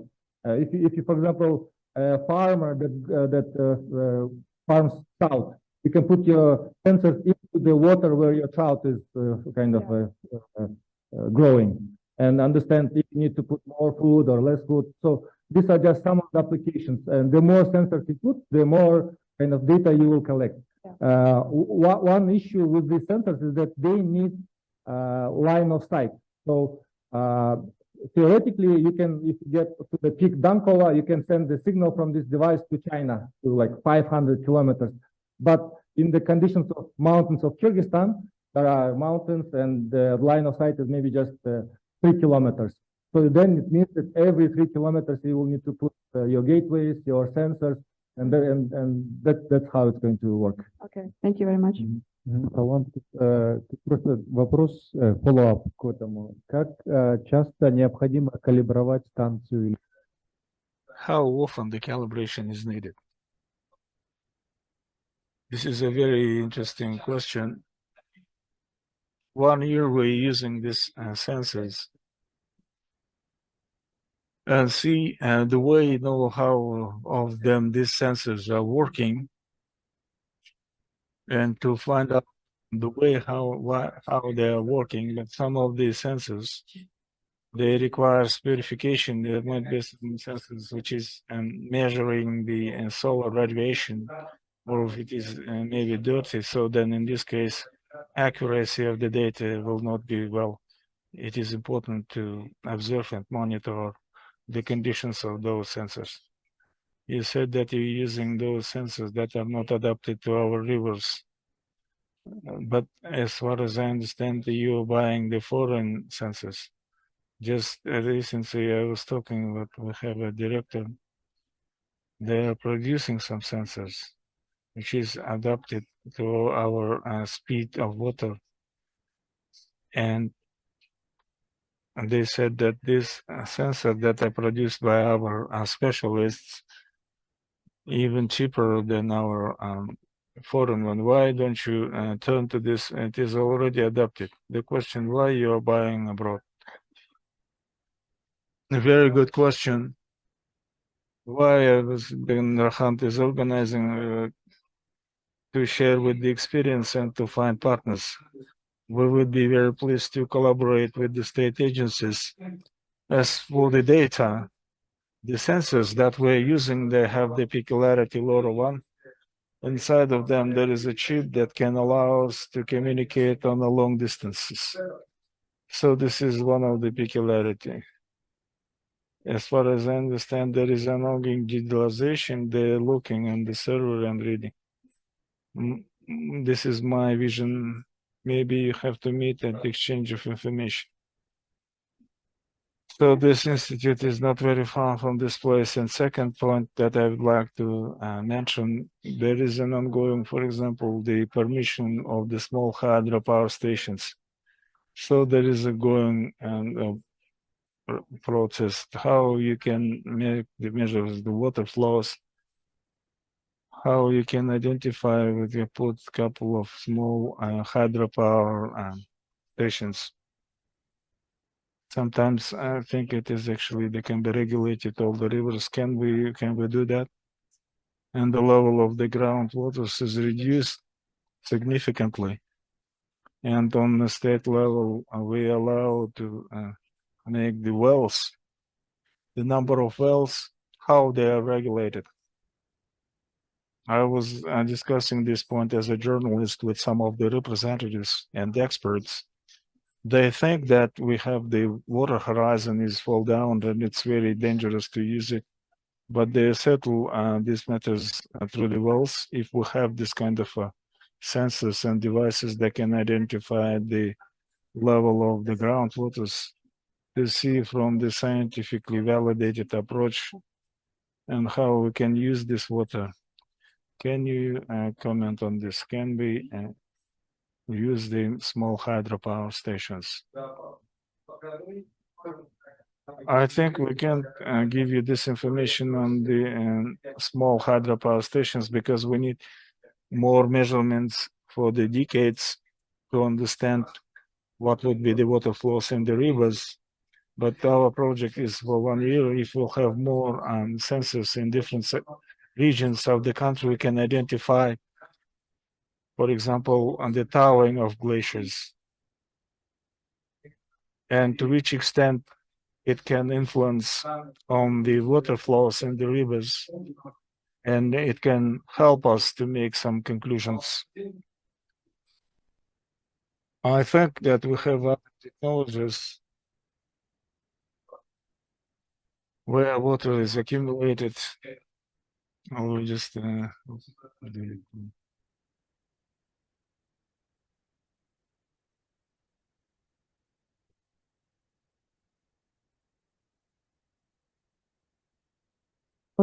presentation. So first of all, thank you for your interesting presentation.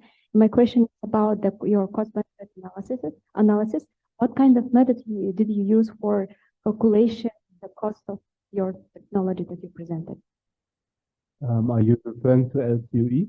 Yeah. Yeah, so this LCOE stands for levelized cost of electricity. So it takes into account the investment, like let's say, I don't know, solar panel costs $1,000, for example, and then you annualize the investment over the lifetime of your component. So for example, if the solar panel has a lifetime of 20 years, you annualize the cost. It's a mathematical formula, like a standard in economics. So you have like an annualized investment, and then you take into account OPEX, which is like operational expenditures. So expenditures that you have every year, for example, for like maintenance. So this is it's basically for the side of the renewables. And if you take into account fossil plants, for example, you have as well like the CAPEX, the annualized one, the OPEX, but then you have as well the fuel cost, because you need to buy coal or oil or whatever. And in the end, basically then you divide your entire cost by the electricity consumption. So this gives you the unit per kilowatt hour.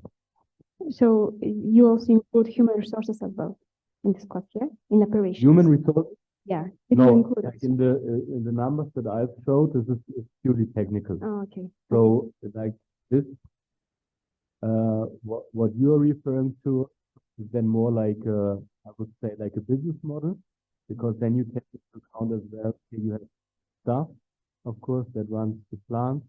You have people that maintain the grid, but at the same time you will have income, because people will pay for the power. But basically, LCOE is kind of a standard unit or KPI to compare different energy systems, because there's one comment, like for renewable energy, you will always have a large investment initially, but then the running costs are rather low, where for fossil plants, you usually have it the other way around.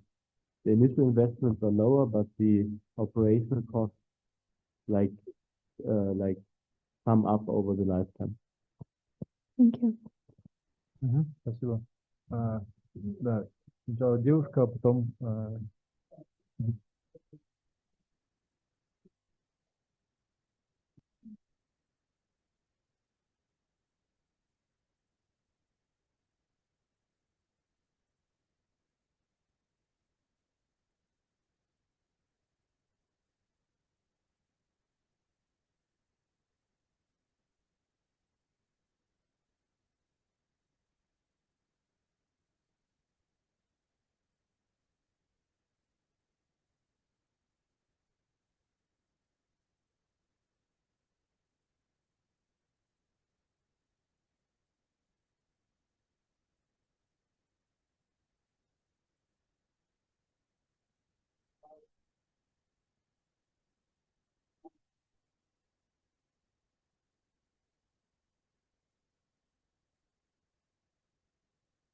это очень важный вопрос. И когда мы This is a very important question when we talk about the open and secure infrastructure. Secure means that the security of this equipment. That is important to make a fence around these meteo stations, and we're collaborating with the Ministry of Emergencies, with the meteorological service. So we installed in those areas where they were also making a fence. For example, in this case, the people didn't break it. Maybe they can walk, maybe they can walk for livestock. We are closely working with the local communities, explaining. It was interesting for them. They would like to know what we're doing on their territories, and we explained that this information from these sensors on the microclimate in their respective villages in those settlements. So they felt the working together, involving into the community, so they realized that it can bring them real beneficial information. So by this way, we try to make it that this equipment will not be broken, and we've been working with the Ministry of Emergencies and the protection of the natural resources and the protection of the environment, and this data will go on their servers, and we can use this data all together.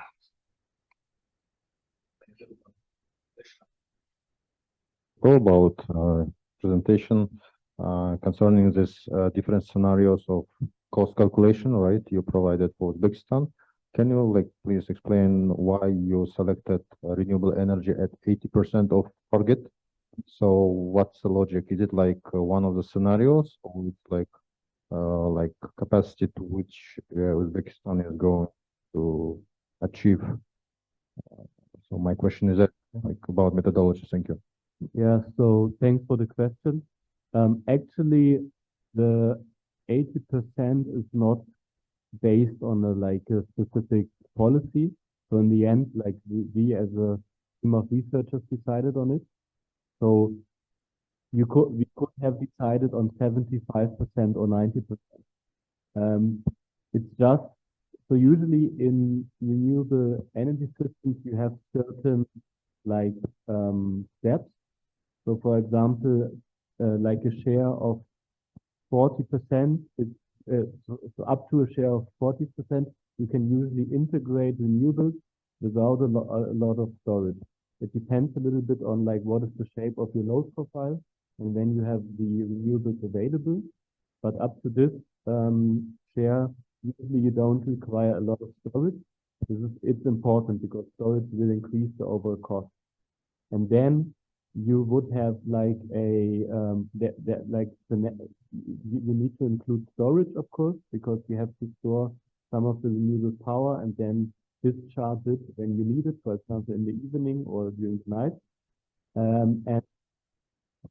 So I would say up to 80% you need a lot of storage. And then usually if you want to achieve renewable energy scenarios with very high shares, you need more seasonal storage, because the advantage of the hydrogen is that you can scale the capacity, for the storage capacity, but at the same time the power capacity.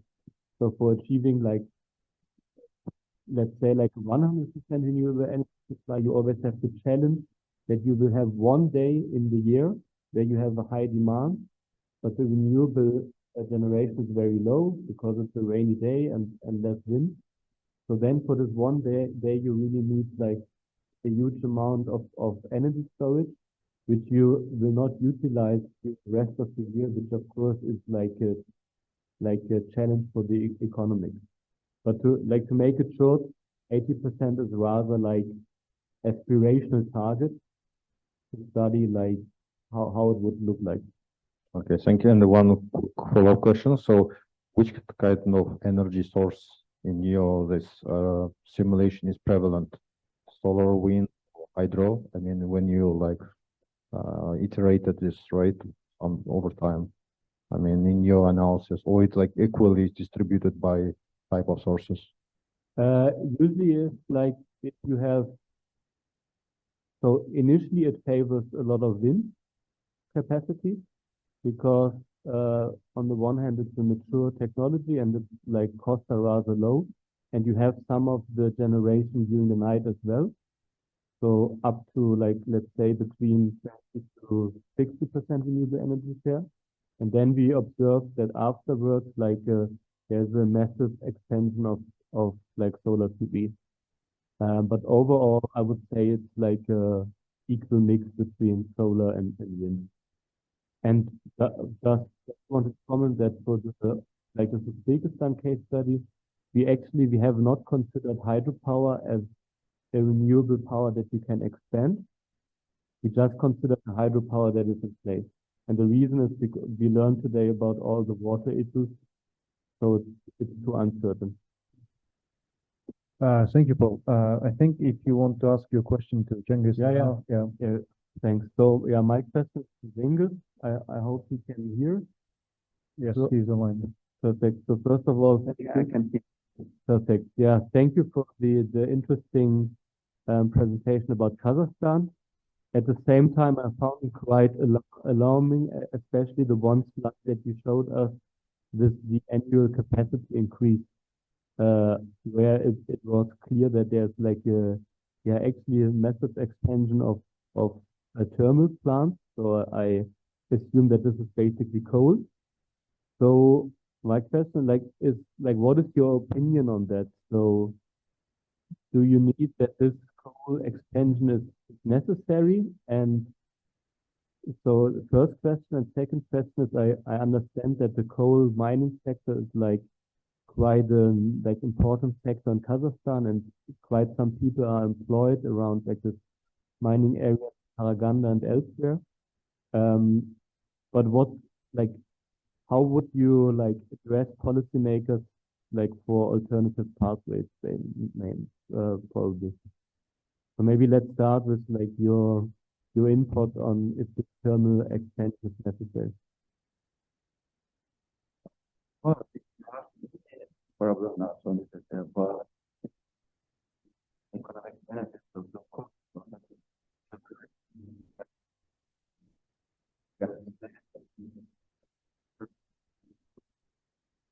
Perspective.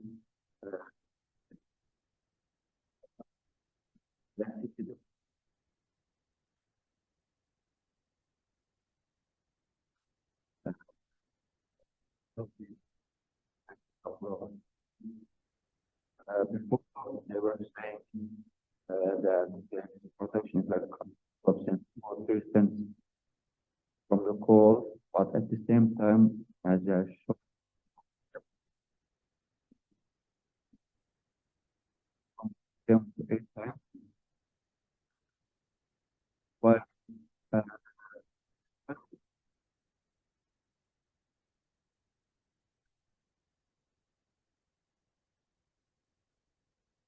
the potentially electric shortages happening in Kazakhstan. For example, Bitcoin mining, the after China, probably after US, in terms of Bitcoin mining, consumes huge electricity and causes electricity shortages in northern Kazakhstan, especially because big Bitcoin mining companies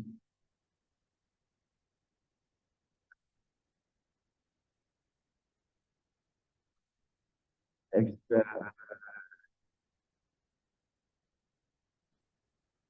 one issue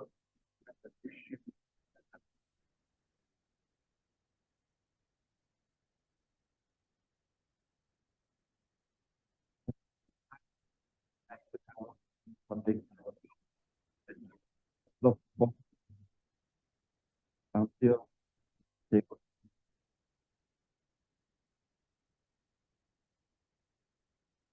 All right. Thank you very much. Спасибо большое. Я думаю, на этом. Thank you very much. I think we'll stop at these sessions, questions and answers. Before we will listen to your recommendations I would like to announce the results of our quiz that we conducted online. And the participants, they responded 3 topics that are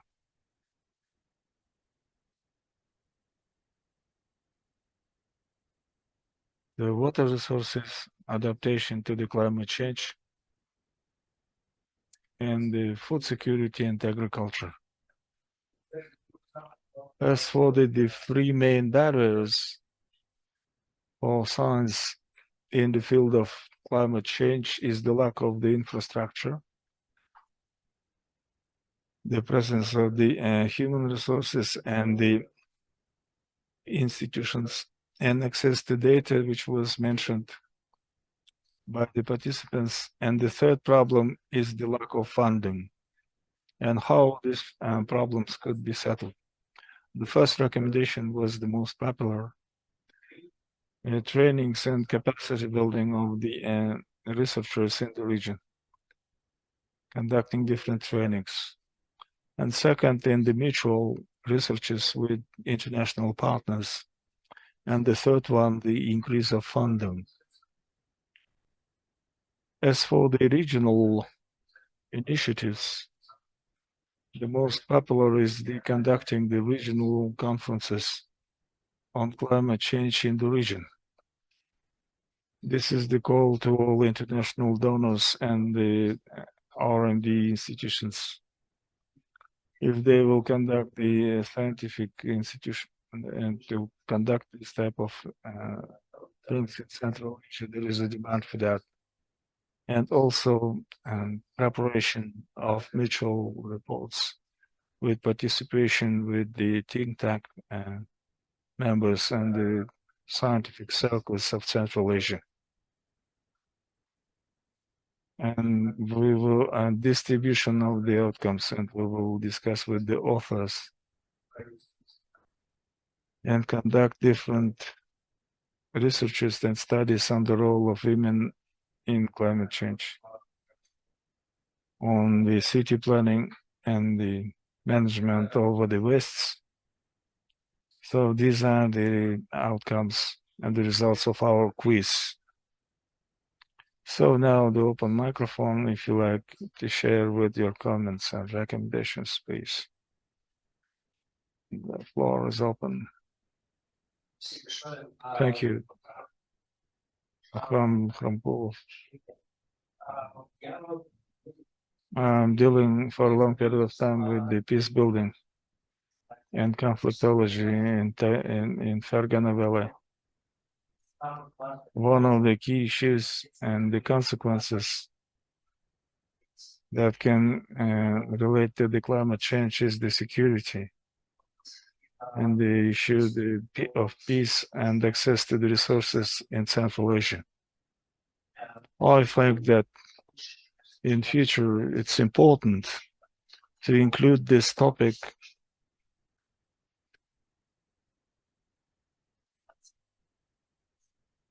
and it would be good to make the presentations and the results of the studies.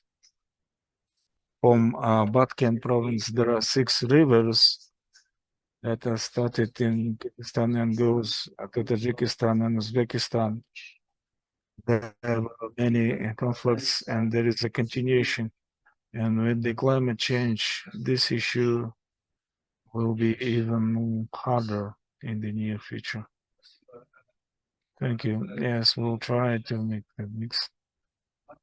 We'll have the online 2 questions and the comments online, and the next 2 offline. The first comment is Guljan Makhmudov and Shirley Demiro.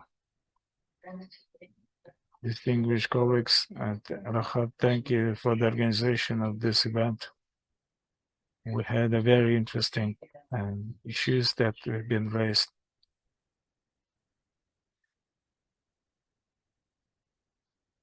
Our focal point in the EU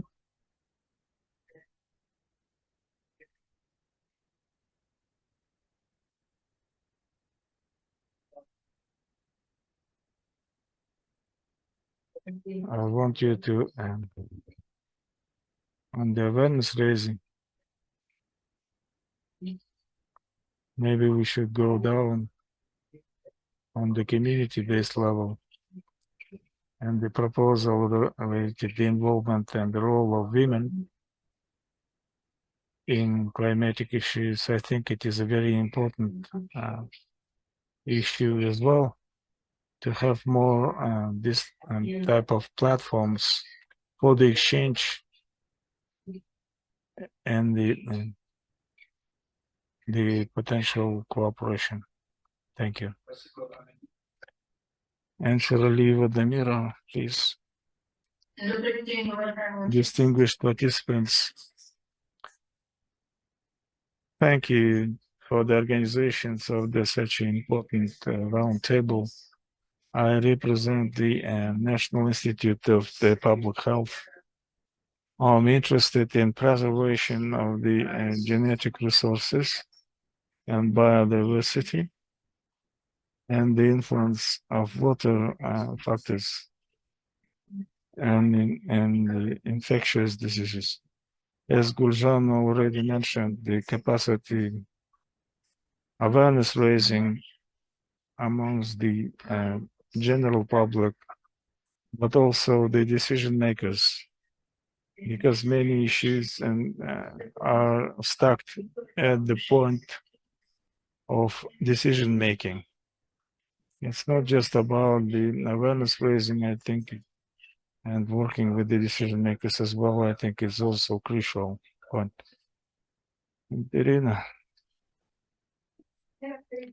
I have an idea that in this year, 100 years of the water resources of this 100 years of the Kara-Kyrgyz Republic in 2024, it was the first time and water on different canals have been distributed. I think there is a logic in the second half of this year to accumulate all of the resources and discuss of the water resources. Now, you mentioned the peace building issue, the water and the food security. Let's unite all these issues and making a very good discussion with different stakeholders. In this case, we will be able to settle many issues and make a resume. But in this case, we have a lot of issues. This is just my proposal. First of all, it will be good for those who have been constructing the irrigation schemes. This is the matter of water resources, land, and we need to settle those issues that we can't avoid and live without these things. Dear panelists, do you have any questions or comments? If not, so I conclude at this point, and taking this right of moderate, I would like to want you to draw your attention. Thank you very much. The topic of science and climate change is going through a very important transformational point. If a few years ago the topic of climate change was discussed by the people dealing with the environment and forestry experts, then this topic is now discussing with the city urban area developers, and today the Minister of Finance is discussing the fiscal bodies. There is a big shift in that. If the climate change meteorologists dealing glaciologists, so now we have more social scientists are involved in this issue as well, and let's continue our work all together. You can communicate with everyone. We'll share with all of the participants. You can meet with Victoria, with any person from OSCE to coordinate. But we, from our side, will develop the Central Asian scientific community for development of science in the field of climate change. Well, thank you very much for your participation.